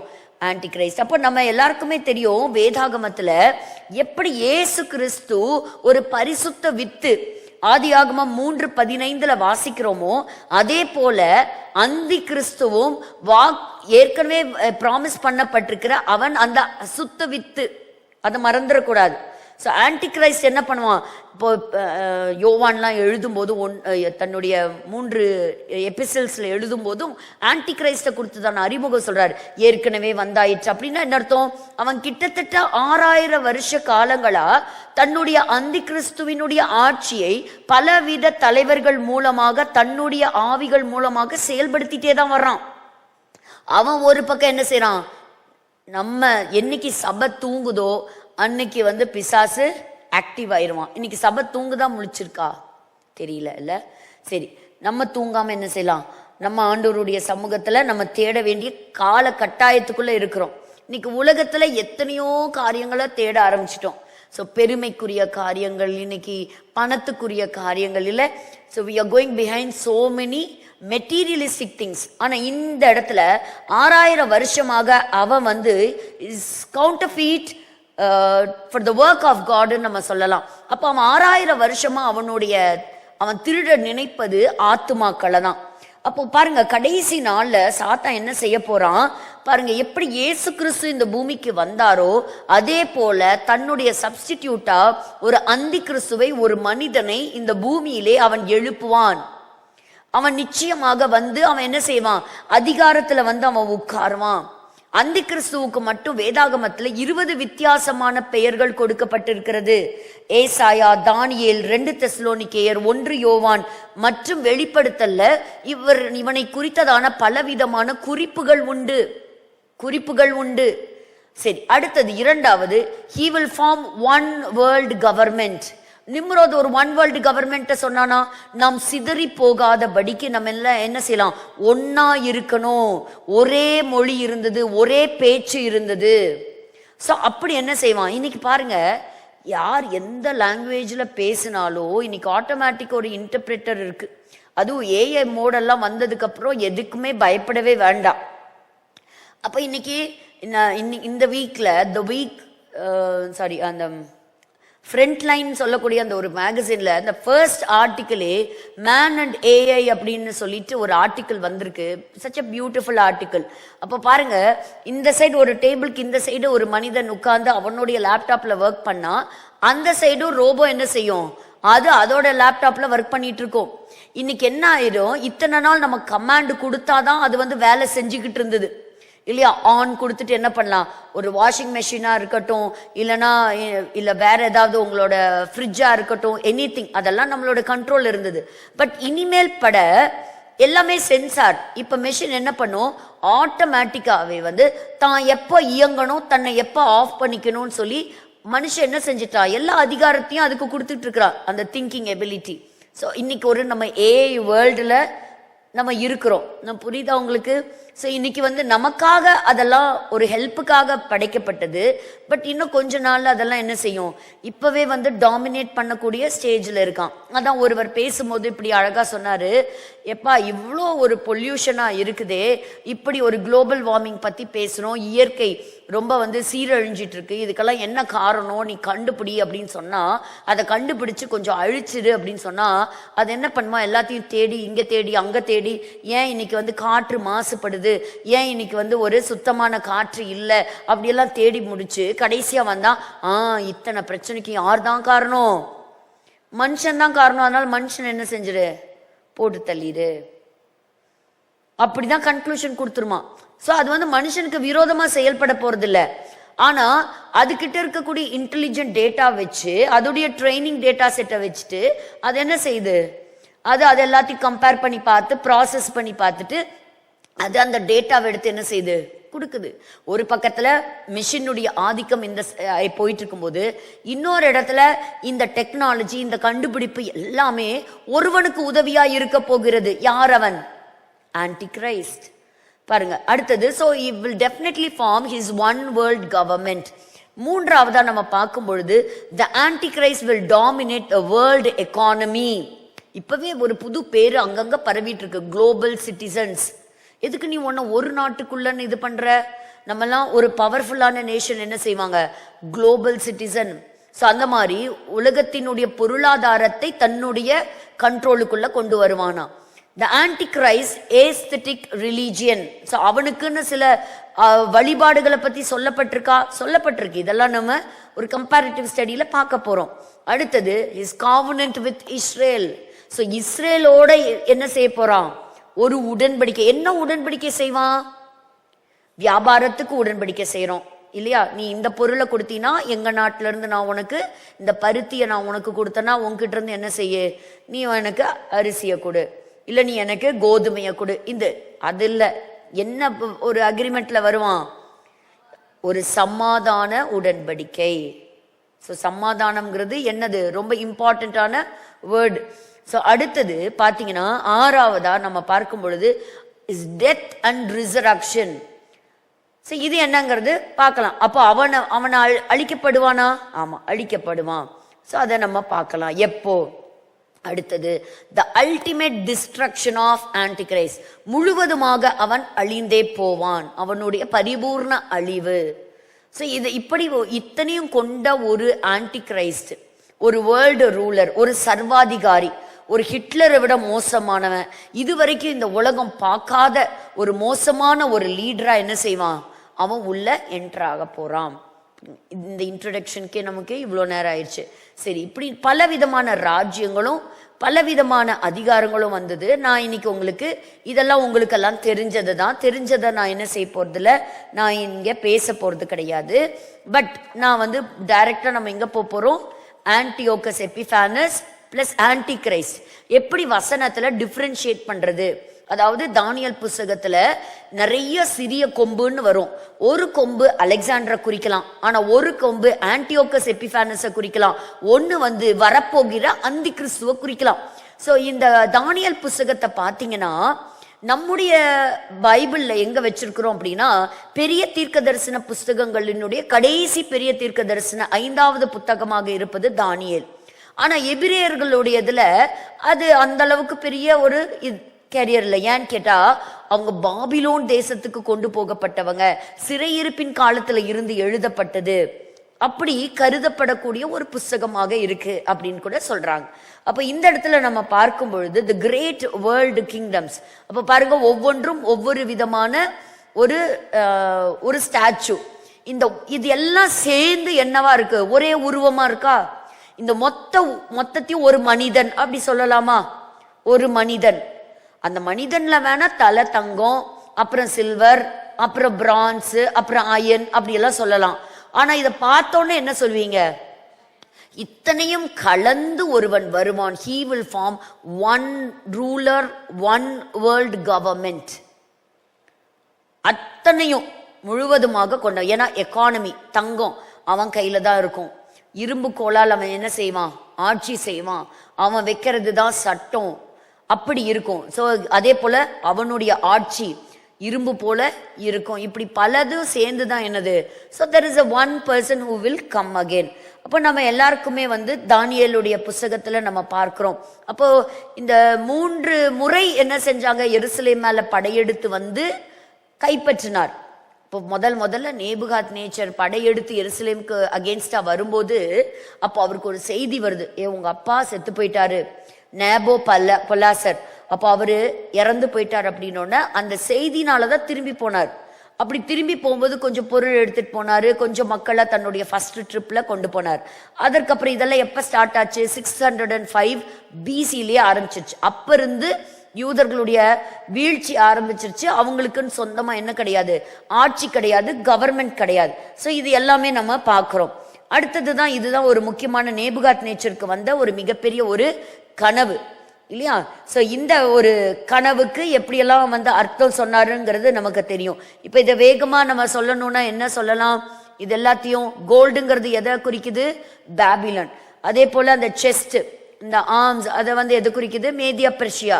அடுத்தது அந்த வெள்ளி தைஸ் எல்லாம் கிரேக்க சாம்ராஜ்யம், ரோம சாம்ராஜ்யம், ரிவைவ்டு ரோமன் எம்பையர். பாருங்க, இன்னைக்கு என்னோட அந்த நியூஸ்ல இந்த பாபில் கோபுரம் மாதிரியே ஒரு கட்டடம் கட்டி 3 பேர் இணைந்து வந்திருக்கிறாங்க. ஸோ யூரோப்பை வந்து திரும்பவும் நம்ம என்ன செய்யணும், மறுபடியும் நம்ம உயிர் கொடுத்து கொண்டு வரணும் அப்படிங்கிறது. அடுத்தது கடைசியா வந்து விழப்போறது என்னது? ஒரு ராக் நாட் கட் வித், பாருங்க கடைசியா அந்த 10 விரல்கள், பாதி களிமண் பாதி இரும்பு. இன்னைக்கே நம்ம அப்படிதான் இருக்கோம்ல, நம்ம பாதி மொபைல் பாதி, ரெண்டும் சேர்ந்தது தான் ஒரு மனிதன் இல்லையா? அப்படிதான் இருக்கு. சரி, ஆனா நான் வந்து தானியேல் 2ஆம் அதிகாரத்தை எடுக்க போறது இல்ல. தானியேல் 7ல இருந்து தான் நம்ம படிக்கவே போறோம், ஃப்ரம் டானியல் 7 ஆன்வர்ட்ஸ். ஸோ இங்க பாருங்க, பாபிலோன் சாம்ராஜ்யத்தை குறிப்பது சிங்கம். என்னது? சிங்கம். மேதா பெர்ஷியா, அது கரடி, அது கரடி. அடுத்தது பாத்தீங்கன்னா கிரேக்க சாம்ராஜ்யம், என்னது? அது சிறுத்தை, சிவிங்கி. அடுத்தது பார்க்கிறோம் ரோம், அது ஒரு வித்தியாசமான பயங்கரமான ஒரு மிருகம். அப்புறம் வந்து இந்த 10 கொம்பு. ஸோ இப்ப இதுல இருந்து தான் நம்ம பார்க்க போறோம். These are the 4 Beast. அதாவது நேபுகாத் நேச்சருக்கு வந்த கனவுக்கு அப்புறம் 50 வருஷம் கழிச்சு தான் தானியேலுக்கு இந்த தரிசனம் வருது.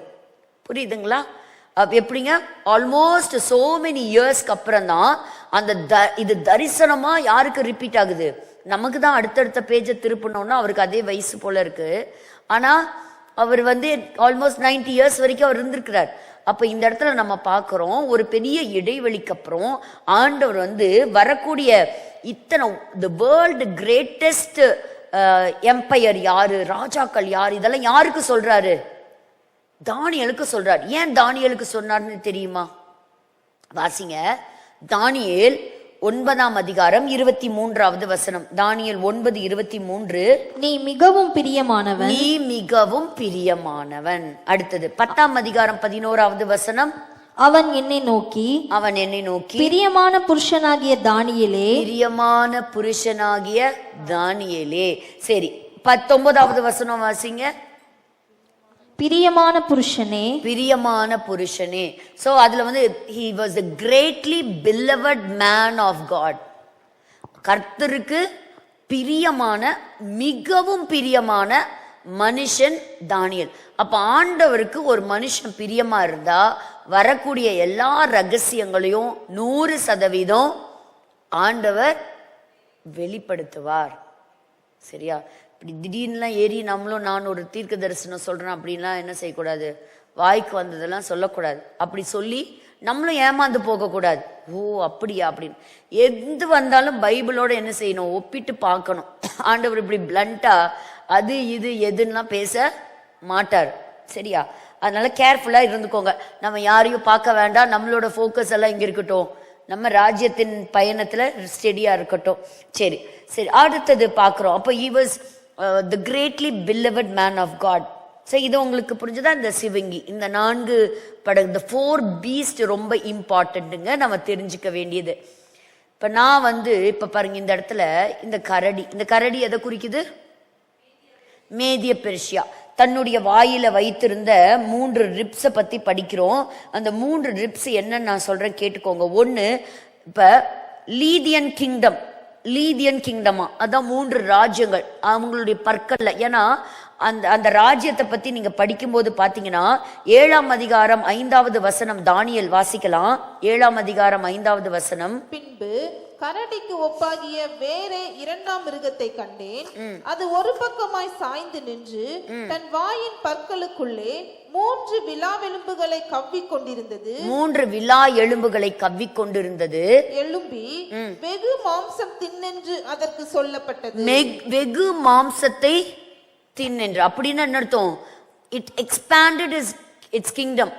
ஸோ அந்த அளவுக்கு. அப்ப இது என்ன சொல்றாங்கன்னா, லீதியன் கிங்டம், அப்ப இது கோரேஸ் மன்னன் which fell to Cyrus in 546 BC.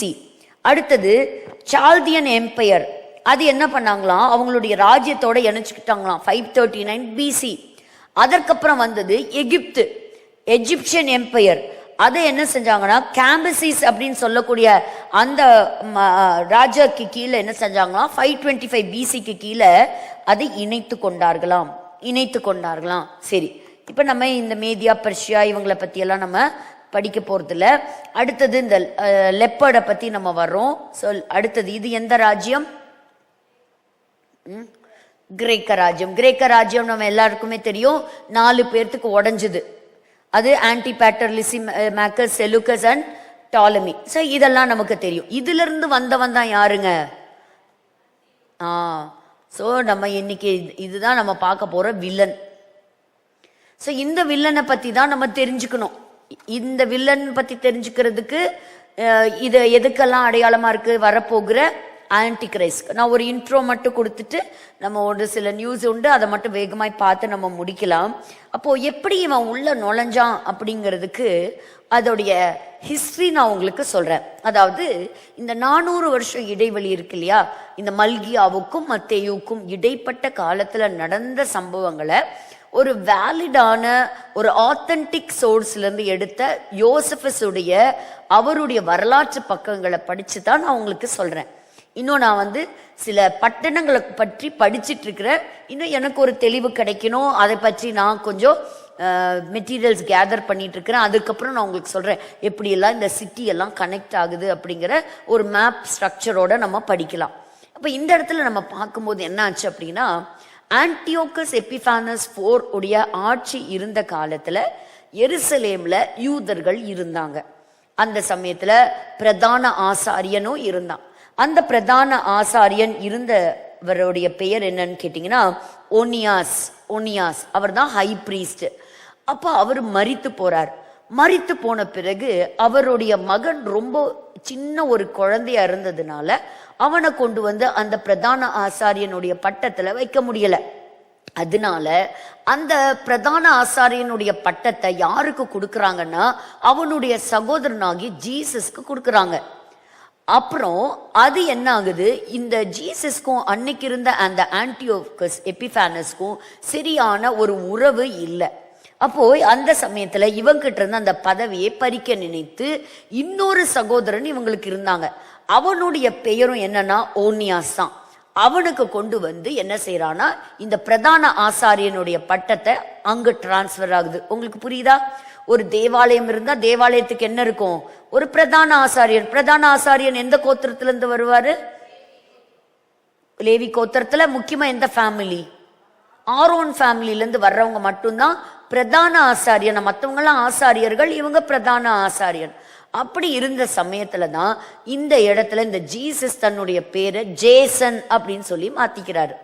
அதே போல இந்த ஒனியாஸ் அப்படின்னு சொல்லக்கூடியவர் மெனிலாஸ் அப்படின்னு சொல்லக்கூடிய பேர் தனக்கு மாத்திக்கிறார், மெனேலாஸ். இப்படி இந்த ஜேசனுக்கும் மெனேலாஸுக்கும் இடையில ஒரு பெரிய ஒரு பிரிவு வருது. they rebel against one another.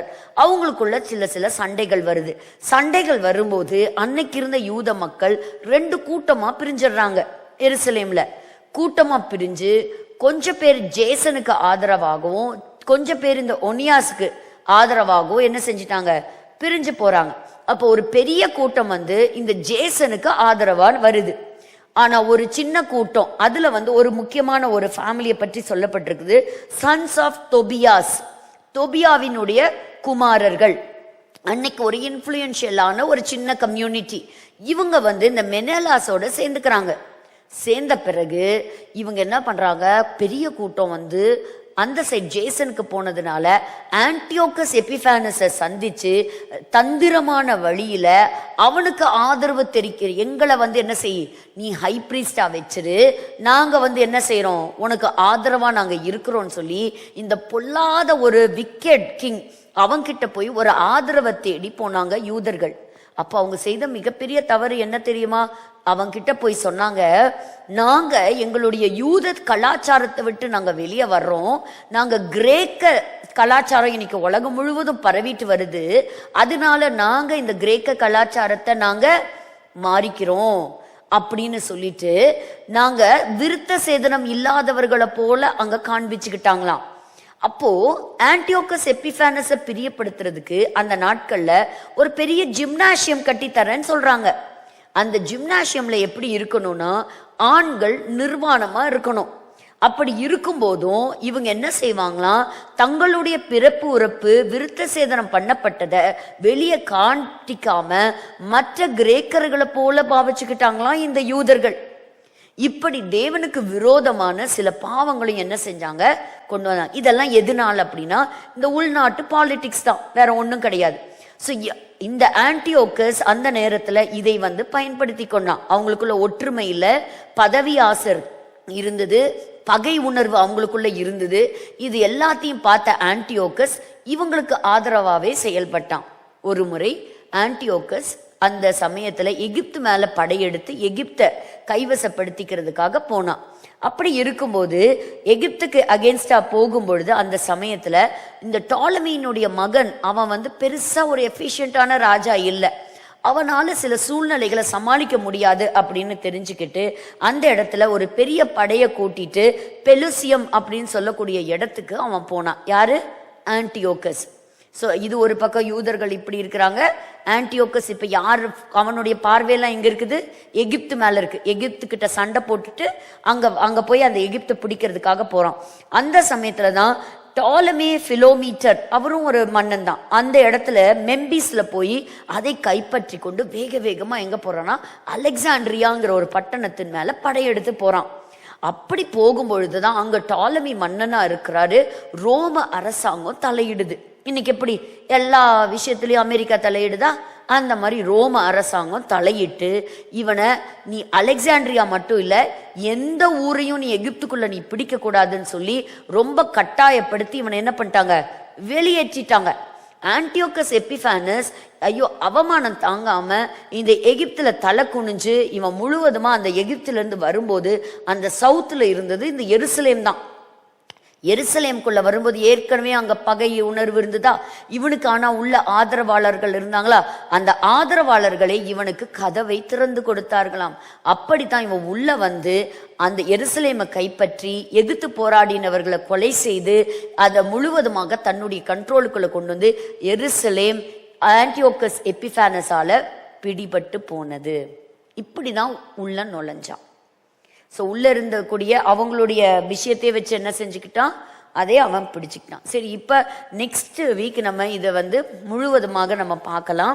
So இந்த மிருகத்தினுடைய தன்மை என்ன, எந்த வசனம் யாரை பற்றி பேசுது, எப்படி நம்ம அண்டர்ஸ்டாண்ட் பண்ணிக்கணும், இன்னைக்கு நம்ம எந்த இடத்துல இருக்கிறோம் அப்படிங்கிறத நம்ம இன்னும் விவரமா அடுத்த வாரம் பார்க்கலாம். பிரசன்டேஷனுக்கு நேராக நம்ம போகலாம். இந்த வாரத்தில் ஒரு சில செய்திகள் தான் உண்டு.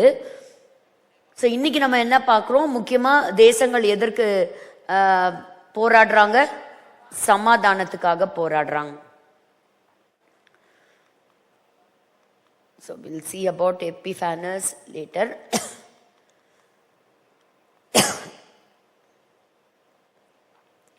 ஸோ பாருங்க, யுஎன் ஏஜென்சியோடு இருக்கக்கூடிய எல்லா கான்டாக்டையும் நாங்கள் கட் பண்ணுறோம் அப்படின்னு சொல்லி இஸ்ரேல் சொல்லுது. இதோடைய விவரம் பின்பாக நான் உங்களுக்கு சொல்கிறேன்.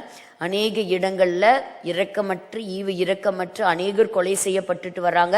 அதில் முக்கியமான சில நபர்கள் கொலை செய்யப்பட்டிருக்கிறாங்க.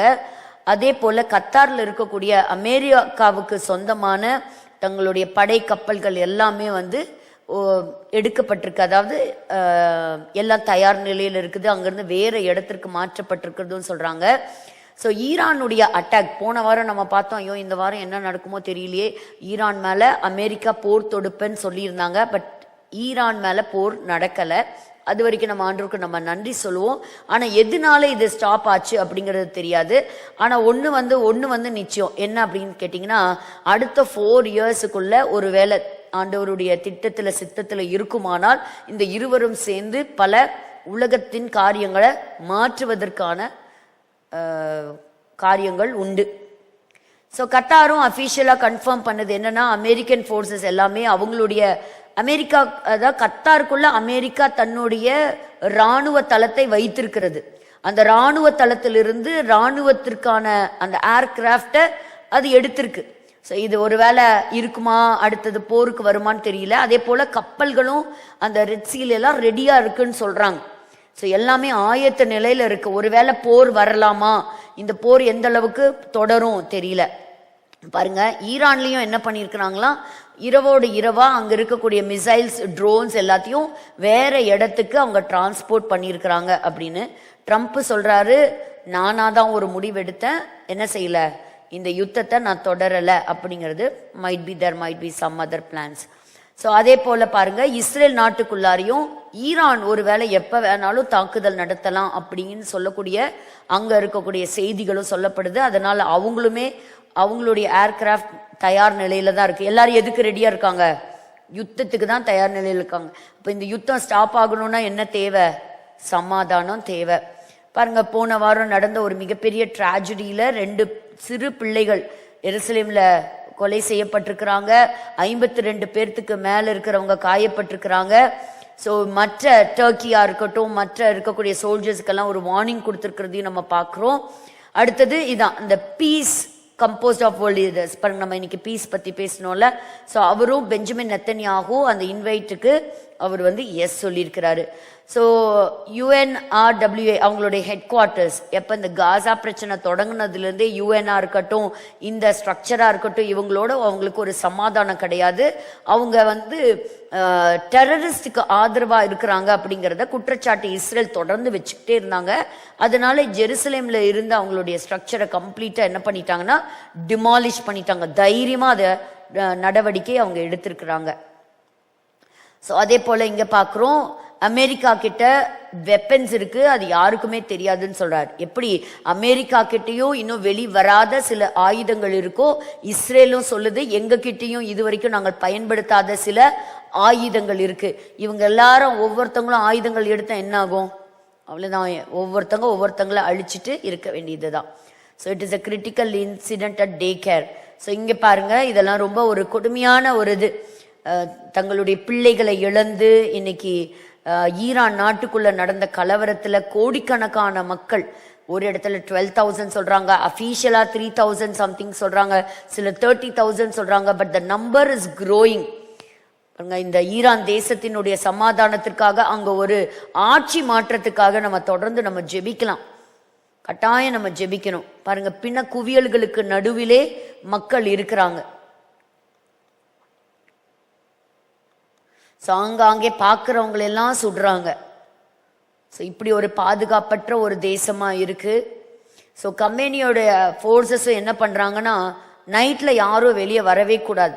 வந்தாங்கன்னா எங்க பார்த்தாலும் அவங்கள என்ன செய்யறாங்க, அவங்க ஒரு குருவியை சுடுறது போலதான் அவங்க சுடுறாங்க. ஸோ இப்ப பாருங்க, 800 பேர்த்த தூக்குல நாங்க போட போறோம்னு சொல்லியிருந்தாங்க. அப்ப ட்ரம்ப் சொன்னாரு, தூக்குல யாரையும் போடக்கூடாது, எக்ஸிக்யூட் பண்ணக்கூடாது அப்படின்னு. எக்ஸிக்யூட் பண்ணலன்னு சொன்னாலும் ஒரு வாலிபரை தூக்கல போடல, ஆனாலும் அவரை கொலை செய்திருக்கிறாங்க. ஸோ இப்படி ஈரான்ல நடக்கக்கூடியது பாருங்க, சின்ன சின்ன பிள்ளைங்க கூட. ஸோ அந்த அரசாட்சிக்கு எதிராக அந்த சின்ன பிள்ளைங்க பேசின அந்த ஸ்லோகனை கூட அவங்களுக்கு எதிராக அந்த சின்ன பிள்ளைங்கன்னு கூட பார்க்காம அந்த பிள்ளைகளை துன்புறுத்துகிறதையும் நம்ம பார்க்குறோம். ஸோ சின்ன சின்ன ஸ்கூல் கோயிங் சில்ட்ரன், ஸோ அவங்களும் அந்த தேசத்தில் எவ்வளோ பாதிக்கப்பட்டிருக்காங்கிறத நம்ம பார்க்கலாம். ஈரான் தேசத்தினுடைய விடுதலைக்காக ஈரான் தேசத்தில் ஒரு பக்கத்தில் ஒரு பெரிய ரட்சிப்பு நடக்குது, ஒரு எழுப்புதல் நடக்குது. அதே சமயத்தில் இப்படிப்பட்ட ஒரு வயலன்ஸும் அந்த இடத்துக்குள்ள இருக்குங்கிறத நம்ம பார்க்குறோம். ஸோ தேசத்துக்குள்ளேயும் நடக்குது, தேசத்துக்கு வெளியிலையும் நடக்குது.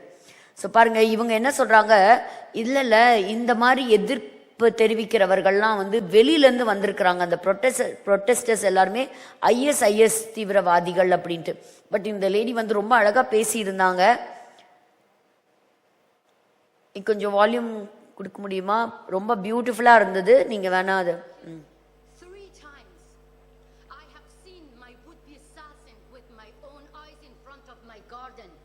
in my home in Brooklyn, in United States of America, in the courthouse, I have seen my would-be assassin confessing that they have been hired by the Revolutionary Guards to end my life. My crime? Simply echoing the voice of innocent people that you killed them. Your leader, Ali Khamenei, he ordered my killing. He said that American agent who compared compulsory hijab to the Berlin Wall must be killed. I am that woman and I am not the agent of America. I have agency, but I am thankful to American government and the law enforcement to protect my life. And it was not, if it was not the protection of the law enforcement, I couldn't have been here to testify for millions of people who are facing the same killers, facing the same terrorist regime in my country. பாருங்க, அலி கமேனிக்கு அவங்க டைரக்டா address பண்றாங்க. உங்களுக்கு புரிஞ்சிருக்கும், அங்க இருக்கக்கூடிய அப்பாவி மக்களை சுட்டு கொலை செய்யறாங்க. இவங்களுக்கும் 3 முறை அந்த தாக்குதல் எதிர்ப்பு வந்து ஆனாலும் பாதுகாக்கப்பட்டிருக்கிறாங்க. ஸோ இது போன்ற இந்த கவர்மெண்ட் இருக்கணுமானா இருக்கக்கூடாது. இந்த கவர்மெண்ட் ஒரு சரிவுக்கு வரணும். ஈரானுடைய ஒரு விடுதலைக்காக நம்ம ஜெபிக்கலாம். அது மாறும்போது கம்ப்ளீட்டா மிடில் ஈஸ்ட்ல ஒரு மாற்றம் வரும். இதெல்லாம் அவங்க வந்து பொய் சொல்றாங்க. அதாவது அந்த ட்ரக்ஸ் யூஸ் பண்ணி அவங்க இறந்திருக்காங்க அப்படின்னு சொல்றாங்க. டர்க்கி வந்து இவங்களுக்கு இப்போ நல்ல ஒரு சப்போர்ட் கொடுத்துட்டு இருக்குது. பாருங்க, வெளியில இருந்து ஹெஸ்போலா, ஈராக்ல இருந்து ஹஷத் அல் ஷாபி இவங்க எல்லாமே வந்து இந்த ப்ரொட்டஸ்டுக்கு நாங்க உதவி செய்யறோம்னு சொல்லிட்டு அங்காங்கே இருக்கக்கூடிய இஸ்லாமிய நாடுகள் வந்துட்டு இருக்கிறத நம்ம பாக்குறோம். எத்தனை பேர் கொலை செய்யப்பட்டிருக்கிறாங்கன்னு கேட்டாக்கா, அவர் பாட்டுக்கு வந்து அவங்க எல்லாம் வந்து ப்ரொட்டஸ்டர்ஸ் எல்லாம் அவங்க எல்லாம் மறிக்கலன்னு சொல்லி ஒரு பொய்யான தகவல்களை இந்த உலகத்துக்கு அவங்க கொடுத்துட்டு இருக்கிறாங்க. ஸோ யூஎன் செக்யூரிட்டி கவுன்சிலுக்கு லெட்டர் எழுதியிருக்கிறாங்க. ஸோ அங்க இருக்கக்கூடிய மரித்தவர்களை குறித்து இவங்க ஒரு பொய்யான ரிப்போர்ட் கொடுத்துட்டே இருக்கிறாங்க. பாருங்க, 800 பேர் அவங்க தூக்கிலிடப்பட வேண்டியவர்கள் அமெரிக்கா தலையிட்டு அதை தடுத்து நிறுத்தி இருக்கிறது. பட் இருந்தாலும் அவங்க மேல ஒரு தாக்குதல் நடத்துவாங்கன்னு அந்த ஜனங்கள் எத்தனையோ எதிர்பார்த்தாங்க. பட் அந்த அளவுக்கு இன்னும் ட்ரம்ப் ஒரு தாக்குதல் நடத்தல. இன்னும் அந்த ஜனங்களுக்கு ஒரு முழுமையான ஒரு விடுதலை கிடைக்கல. அப்படி நடந்த, ஏன்னா பல காரணங்களை பார்க்கணும். ஏன்னா அங்க இந்தியால இருந்தே அத்தனை ஸ்டூடெண்ட்ஸ் அங்க படிக்கிறாங்க, பாகிஸ்தான்ல இருந்து படிக்கிறாங்க, மெடிக்கல் காலேஜ் ஸ்டூடெண்ட்ஸ் இருக்காங்க, பிசினஸ்க்காக போனவங்க இருக்கிறாங்க, நிறைய ட்ரேட் இருக்கிறாங்க, ஃபாரினர்ஸ் இருக்கிறாங்க. Because Iran is yet another a powerful country. ஏதோ ஒரு சாதாரண நாடு ஒன்றும் கிடையாது. பாருங்க, நல்லா ஆயில் வளம் மிக்க ஒரு நாடு. சைனாவோட ட்ரேட்ல இருக்காங்க. அதே போல உக்ரைன் மேல தாக்குதல் நடத்துறதுக்கு இவங்க டெக்னாலஜி சப்போர்ட் அவங்க கொடுக்குறாங்க. ஸோ இப்படி பல விஷயங்கள் இருக்குது. அதெல்லாம் நம்ம இங்க பாக்குறோம். ஸோ ஜொலானி அவருமே பார்த்தீங்கன்னா அங்க இருக்கக்கூடிய குட்ஸ் ஃபோர்ஸை வந்து அவங்க கொலை செய்யறதும் துன்புறுத்துறதும், அங்க பாருங்க அந்த பெண்கள் துன்புறுத்தப்படுறது, இவங்களை நிக்க வச்சு கேள்வி கேட்டு வரக்கூடிய நாட்கள்ல இவங்களை எப்படி ட்ரீட் பண்ண போறாங்கன்னு தெரியல. ஸோ சீரியால இருக்கக்கூடிய இந்த கவர்மெண்ட்டுக்காக ஜெபிக்கலாம். இப்படி பிணை கைதியாக எடுத்துக்கொண்டு போகப்பட்ட இந்த இளம் பெண்கள் விடுதலைக்காக நம்ம ஜெபிக்கலாம். ஸோ இப்படி பாருங்க, நிறைய ISIS தீவிரவாதிகள் ஜெயிலிருந்து விடுதலையாக்கி இருக்கு சீரியா. ஸோ சீரியன் கவர்மெண்ட் அந்த குர்து ஃபோர்ஸ்ல இருந்த இந்த சிலையெல்லாம் உடைச்சு ஸோ கம்ப்ளீட்டா அவங்களுடைய கண்ட்ரோல் எடுத்திருக்கிறாங்க. ஸோ உலகம் முழுவதும் ஒரு மிகப்பெரிய கலவரத்தை தான் பார்த்துக்கிட்டு இருக்குது. ஸோ எந்த தேசத்திலையும் சமாதானம் இல்லை. ஆனா பைபிள் நமக்கு கற்றுக் கொடுக்கறது சமாதானத்தை முதல்ல நீங்க பேசுங்க அப்படிங்கிறது தான். ஸோ குர்துக்கு அகெயின்ஸ்டா என்ன செஞ்சிருக்காங்கன்னா, நீங்க தாக்குதல் நடத்துனீங்கன்னா அமெரிக்கா உங்களோட செஞ்சிருக்கிற ஒப்பந்தத்தை எல்லாம் கேன்சல் பண்ணும் அப்படின்னு சொல்லியிருக்கிறாங்க. ஒரு வருஷத்தை முடிச்சு ட்ரம்ப் அவர்கள் அடுத்த ஒரு வருஷத்துக்குள்ள அவங்க கடந்து போயிருக்கிறாங்க. ஸோ டேனன் எப்பவுமே வந்து ஒரு டேரிங் ஸ்பீச்சா தான் இருக்கும். ஸோ இஸ்லாமிக் ரீபப்ளிக் ரெப்ரசன்டேட்டிவ அந்த ஈரான் ப்ரொட்டஸ்டர்ஸை வந்து அவங்கள பத்தி பேசியிருக்கிறாங்க. அங்க நடக்கக்கூடிய தீவிரவாதத்தை பத்தி அவங்க பேசியிருக்கிறாங்க. ஸோ இஸ்ரேலும் என்ன பண்ணியிருக்கு அப்படின்னா, கம்ப்ளீட்டா அதோடைய ஏர் ஸ்பேஸை க்ளோஸ் பண்ணியிருக்கிறாங்க. ஒருவேளை அமெரிக்கா ஈரான் மேல போர் தொடுக்கும் அப்படின்னா கட்டாயம் ஈரான் இஸ்ரேல் மேல போர் தொடுப்பதற்கான வாய்ப்புகள் நிறையவே இருக்கு. As always they hate Israel more than they love their own. So எல்லாத்த விட அவங்களுடைய குறிக்கோள் என்ன, இஸ்ரேல்னு ஒரு நாடு இருக்கக்கூடாது. ஸோ இப்போ புட்டின் என்ன சொல்லியிருக்காரு அப்படின்னா, ஒரு மீடியேட்டரா ஈரானுக்கும் நான் இருக்கிறேன் அப்படிங்கிறத சொல்லியிருக்கிறாரு.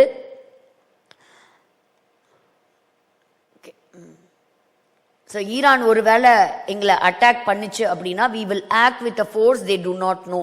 ஸோ இஸ்ரேலும் இப்போ ரெடியாக இருக்குது, அமெரிக்காவும் ரெடியாக இருக்குது, ஈரானும் ரெடியாக இருக்குது. ஈரான் சொல்லுது நீ எங்களை தாக்குதல் நடத்தினா நாங்கள் ஒன்றை தாக்குவோம். அப்படி 3 பேரும் மாற்றி மாற்றி சொல்லிட்டு இருக்கிறாங்க. இந்த யுத்தம் எங்கிருந்து ஸ்டார்ட் ஆக போகுதுன்னு தெரியல. ஸோ நம்ம இவரை பற்றி தெரியும், அவர் வந்து எத்தனை நாளாக நோபல் பீஸ் அவார்டுக்கு அவர் மெடலுக்கு அவர் காத்திருந்தார் அப்படின்னு சொல்லிட்டு வெனிசுலாவுடைய அந்த மெடல் வாங்கினவங்க அதை கொண்டு வந்து இன்னைக்கு அவங்க கையில், ட்ரம்ப் அவங்க கையில் கொடுத்துருக்குறாங்க. ஸோ மொசாடும் ஒரு சகையில் என்ன பண்ணுறாங்க அப்படின்னா நிறைய சீக்ரெட்டான டேட்டாவை கலெக்ட் பண்ணியிருக்கிறாங்க. Mossad is also very much alert அப்படின்னு சொல்லியிருக்கிறாங்க. ஈரானை குறித்ததான பேச்சுவார்த்தை நடக்க இருக்கின்றது. ஸோ ரேசா பல்லவியை பற்றி சொல்லும்போது அவர் எந்த அளவுக்கு அவர் அந்த நாட்டை எடுத்து அவர் ஆட்சி செய்வார் தெரியல அப்படின்னு சொல்லியிருக்கிறாங்க. ஸோ மிடில் ஈஸ்டில் என்ன நடக்குதுங்கிறத நம்ம பார்க்கலாம். ஸோ இப்போ பாருங்க, Saudi Arabia, Qatar and Oman convince Trump to give Iran a chance. So இவங்கெல்லாம் தலையிட்டதுனால தான் ஈரான் இந்த வாரம், கடந்த வாரம் தாக்குதல் நடத்தலை அப்படிங்கிறதையும் சொல்லியிருக்கிறாங்க. பட் நமக்கு தெரியாது. பட் ட்ரம்ப் அவங்க சொல்லும்போது என்னை யாரும் கன்வின்ஸ் பண்ணல, it is my own decision அப்படிங்கிறத அவர் சொல்லியிருக்கிறாரு. பாருங்க, பிரசிடென்ட் ட்ரம்ப்போட விளையாட வேண்டாம் அப்படின்னா நாங்கள் என்ன பண்ணுவோம், கட்டாயம் நாங்கள் திருப்பி தாக்குதல் நடத்துவோம் அப்படின்றாங்க. So it is time to look for new leadership in Iran. So ஈரானில் கண்டிப்பாக ஒரு அரசாங்கம் ஒரு மாற்றத்தை சந்திக்கும். And the world will never again be the same. Middle ஈஸ்டில் பவர்ஃபுல் கண்ட்ரியாக இஸ்ரேல் தான் இருக்கும் அப்படிங்கிறதுல எந்த விதமான சந்தேகமும் இல்லை. ஸோ ஐஎஸ்ஐஎஸோடது பார்த்தோம். பாருங்க, Syrian army has taken control of the Omar oil field. அந்த கண்ட்ரியில் இருக்கக்கூடியதெல்லாம் தங்களுடைய கைவசப்படுத்தி இருக்கிறாங்க. குர்து ஃபோர்ஸை அகெயின்ஸ்டா இது பண்ணியிருக்கிறாங்க. ஸோ இது அந்த பீஸ் ப்ரைஸ்க்கான ஒரு காரியத்தை. இப்போ அதே போல் என்ன சொல்லியிருக்கிறாரு, கிரீன்லேண்ட் யாருக்கு தான், எங்களுக்கு தான் அப்படின்னு சொல்லியிருக்கிறார். எதுக்கு நீ ரொம்ப தூரத்தில் இருக்கக்கூடிய ஒரு நாடு அதை பார்க்கணும், அதனால கிரீன்லேண்டும் எப்படின்னா அதுக்கிட்ட நிறைய வளங்கள் இருக்குது, அதனால சீக்கிரத்தில் நாங்கள் கைப்பற்றுவோம் அப்படின்னு சொல்லியிருக்கிறாங்க. ஸோ இது பாருங்க, தி 3 largest parties in the Tower of Babel அக்கா பாருங்க, 3 விதமான கூட்டணி சேர்ந்திருக்கிறாங்க. யூரோப்பியன் பீப்புள் பார்ட்டி, த சோசியலிஸ்ட், ரென்யூ யூரோப். ஏன்னா ஒரு செய்தி என்ன, ஆன்டி கிரைஸ்ட் வந்து இப்படிப்பட்ட ஒரு தேசத்திலிருந்து தான் அவன் வருவான், சீரமைக்கப்பட்ட ஒரு யூரோப்பியன் நேஷன்லேருந்து வருவான் அப்படிங்கிறத. ஸோ அங்கே வந்து பாருங்க, whole majority of seats announce that they will not approve the European Union trade agreement with the US. So அமெரிக்காவோட அவங்க என்ன செய்ய போகிறதில்ல, அவங்க வந்து ஒத்து வரப்போறதில்ல ட்ரம்ப் ஏற்படுத்தி இருக்கிற புது புது டாரிஃப்னால. ஸோ இதை ஒரு எல்லாத்தையும் சேர்த்தி ஒரு பிக்சர் கொண்டு வந்திருக்காங்க. எப்படி அன்னைக்கு வந்து நம்மெல்லாம் ஒன்றா இருப்போம் அப்படின்னாங்களோ அதே மாதிரி நம்ம எல்லாரும் ஒன்றா இருப்போம் அப்படிங்கிற ஒரு சாட்சிக்கு ஆதாரமாக வந்திருக்கு இந்த நியூஸ். ஸோ இவங்க இந்த தீவிரவாத இயக்கத்தை பற்றி பார்க்குறோம். ஸோ ஜப்பானுடைய எலெக்ஷனுக்காக நம்ம ஜெபிக்கலாம். ஸோ நிறைய தீவிரவாதிகள் இந்த வாரத்தில் எலிமினேட் செய்யப்பட்டிருக்கிறாங்க. ஹெஸ்போலா மேலே தொடர்ந்து தாக்குதல் நடந்துக்கிட்டே தான் இருக்குது. எங்கெல்லாம் அவங்க ஆயுத கிடங்குகள் வச்சிருக்கிறாங்களோ ஸோ அது எல்லாமே வந்து தாக்குதல் நடத்தப்பட்டு தான் இருக்குது. ஸோ டர்க்கியும் என்ன சொல்லியிருக்கு அப்படின்னா, opposes military intervention against Iran. So ஈரானுக்கு எதிராக இருக்க தாக்குதல் நடத்தக்கூடாது அப்படிங்கிறது, அவங்களுடைய பிரச்சனையை அவங்களே என்ன பண்ணிக்கணும், ஈரானை தான் சால்வ் பண்ணணும் அப்படிங்கிறதையும் அவங்க தெரிவித்திருக்கிறாங்க. ஸோ இதுதான் இந்த வாரத்துக்கான செய்தி. இப்போ இந்த வாரம் நம்ம பார்க்கலாம் என்ன எந்த நிலைமையில நம்மளுடைய தேசங்களினுடைய காரியங்கள் கடந்து போக போகுதுன்னு நமக்கு தெரியல. ஆனால் ஒரு காரியத்திற்காக நம்ம ஜெபிக்கலாம். எதற்காக? சமாதானத்திற்காக நம்ம ஜெபிக்கலாம். ஒரே ஒரு அறிவிப்பு, வருகிற வெள்ளிக்கிழமை நமக்கு முழு இரவு ஜெபம் உண்டு. இரவு 10 மணிலேருந்து காலையில் 4 மணி வரைக்கும் நமக்கு முழு இரவு ஜெபம் உண்டு. பாஸ்டர் வசந்த் சத்யநாதன் நம்ம மத்தியில் இருப்பாங்க. அவங்க ஆண்டவருடைய வார்த்தையை நமக்கு கொண்டு வருவாங்க. நீங்கள் மறக்காமல் கலந்து கொள்ளுங்க. இந்த வருஷத்தில் நடக்கக்கூடிய முதல் முழு இரவு ஜெபம். சரியா? நம்ம கண்களை மூடி நம்ம ஜெபிக்கலாம். ஸோ ஒரு பக்கத்துல நம்ம பார்க்கிறோம், சாத்தான் தனக்கு கொஞ்ச நாட்கள் கொஞ்ச காலங்கள் மாத்திரமே இருக்கு அப்படின்னு சொல்லி தீவிரமா செயல்படுகிறத நம்ம பார்க்கிறோம். அதே சமயத்துல சபைக்கும் கொஞ்ச காலம்தான் உண்டு ஆண்டவராகிய இயேசு கிறிஸ்துவை சந்திக்க. நம்ம ஒன்றும் உட்கார்ந்து இங்க பல தலைமுறைகளை பார்ப்பதற்கு இங்க டைம் கிடையாது. ஸோ நம்மளும் ஆயத்தமாகணும், மற்றவர்களையும் ஆயத்தப்படுத்தணும். நார்த் இந்தியாவில் இருக்கக்கூடிய மிஷினரிமார்களுக்கெல்லாம் அதிகமான உபத்திரவம் ஆரம்பிக்கப்பட்டிருக்குது. அதுல ஒரு மிஷினரியை கட்டி அவரை துன்புறுத்தி அவருடைய வாயில மாட்டு சாணத்தை கொண்டு போய் வைத்து அவ்வளோ கொடுமை. அப்போ நம்முடைய தேசத்திற்காக திறப்புல நிற்க வேண்டிய ஒரு அவசர காலகட்டத்தில் நம்ம இருக்கிறோம். இப்போவும் நம்ம லேசியா நம்ம இன்னும் நடக்கிற காரியங்களை புரிந்து கொள்ளாதவர்களா இருக்கக்கூடாது. நம்ம கையில் இருக்கக்கூடிய நாட்களை நம்ம பயன்படுத்திக்கலாம். ஆண்டவர் சொன்னார், விழித்திருந்து ஜெபியுங்கள், விழித்திருந்து ஜெபியுங்கள், சோர்ந்து போகாமல் ஜெபியுங்கள், பரிசுத்த ஆவிக்குள் நீங்க ஜெபியுங்க. அப்போ இடைவிடாம நீங்க ஜெபிங்க. ஆண்டவர் நம்மளை சந்திக்கும் போது ஒரு சோம்பேறி ஒரு ஊழியனா விசுவாசியா நம்மளை பார்க்க கூடாது. நம்ம எல்லாரும் கண்களை மூடி நம்ம ஜெபிக்கலாம். அப்பா, எங்கள் நல்ல தகப்பனே, இந்த பொற்கலசம் வேத வகுப்பை கர்த்தர் ஆசீர்வதித்து கொடுத்தீரே, உமக்கு கோடா கோடி நன்றி தகப்பனே. இந்த நாளிலும் ஏராளமான காரியங்கள் இன்று கர்த்தாவே இந்த வேதத்தின் வசனத்தின் வழியாக இன்று நடக்கின்ற நிகழ்வுகளை நாங்கள் பார்க்கின்றோம். அப்பா, வேதத்தில் எழுதப்பட்ட தீர்க்க தரிசனங்கள் எவ்வளவு துல்லியமாக ஆண்டவரை நிறைவேறி கொண்டு வருகிறதப்பா. இந்த கடைசி நாட்களிலே நாங்கள் நிற்கிறோம் தகப்பனே. ஆண்டவரே, திருச்சபை கர்த்தர் ஆசீர்வதிக்கணும்.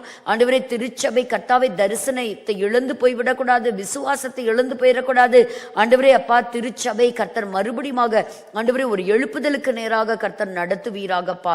தேசம் சந்திக்கப்பட நாங்கள் ஜெபிக்கிறோம். எங்கள் தேசத்தை கர்த்தர் ஆசீர்வதிங்க. ஈரான் தேசத்திற்குள்ள ஒரு சமாதானம் உண்டாகட்டும். ஆண்டவரே அப்பா, நீர் விரும்புகிற ஒரு அரசாங்கம் அதுல உண்டாகட்டும் தகப்பனே. ஆண்டவரே, இந்த பயங்கரவாதிகளுடைய கைகளுக்கு ஆண்டவரே அந்த ஜனங்களை கர்த்தர் விடுதலையாக்கி பாதுகாக்கும்படியாக நாங்கள் ஜெபிக்கிறோம். மேற்கொண்டு ஆண்டவரே இப்படிப்பட்ட கொலை சம்பவங்களை நாங்கள் கேள்விப்படாதபடிக்கு எல்லாம் நிறுத்தப்பட்டது என்ற செய்தியை கேட்க கர்த்தர் கிருபை செய்யுங்கப்பா.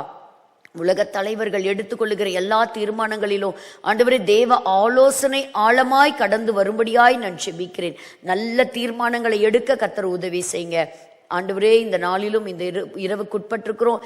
இன்னைக்கு இந்த செஷனுக்காக உழைத்த ஒவ்வொரு உள்ளத்தையும் ஆண்டவரே மனதார நான் வாழ்த்தி ஆசீர்வதிக்கிறேன். நீங்க ஆசீர்வதிங்கப்பா.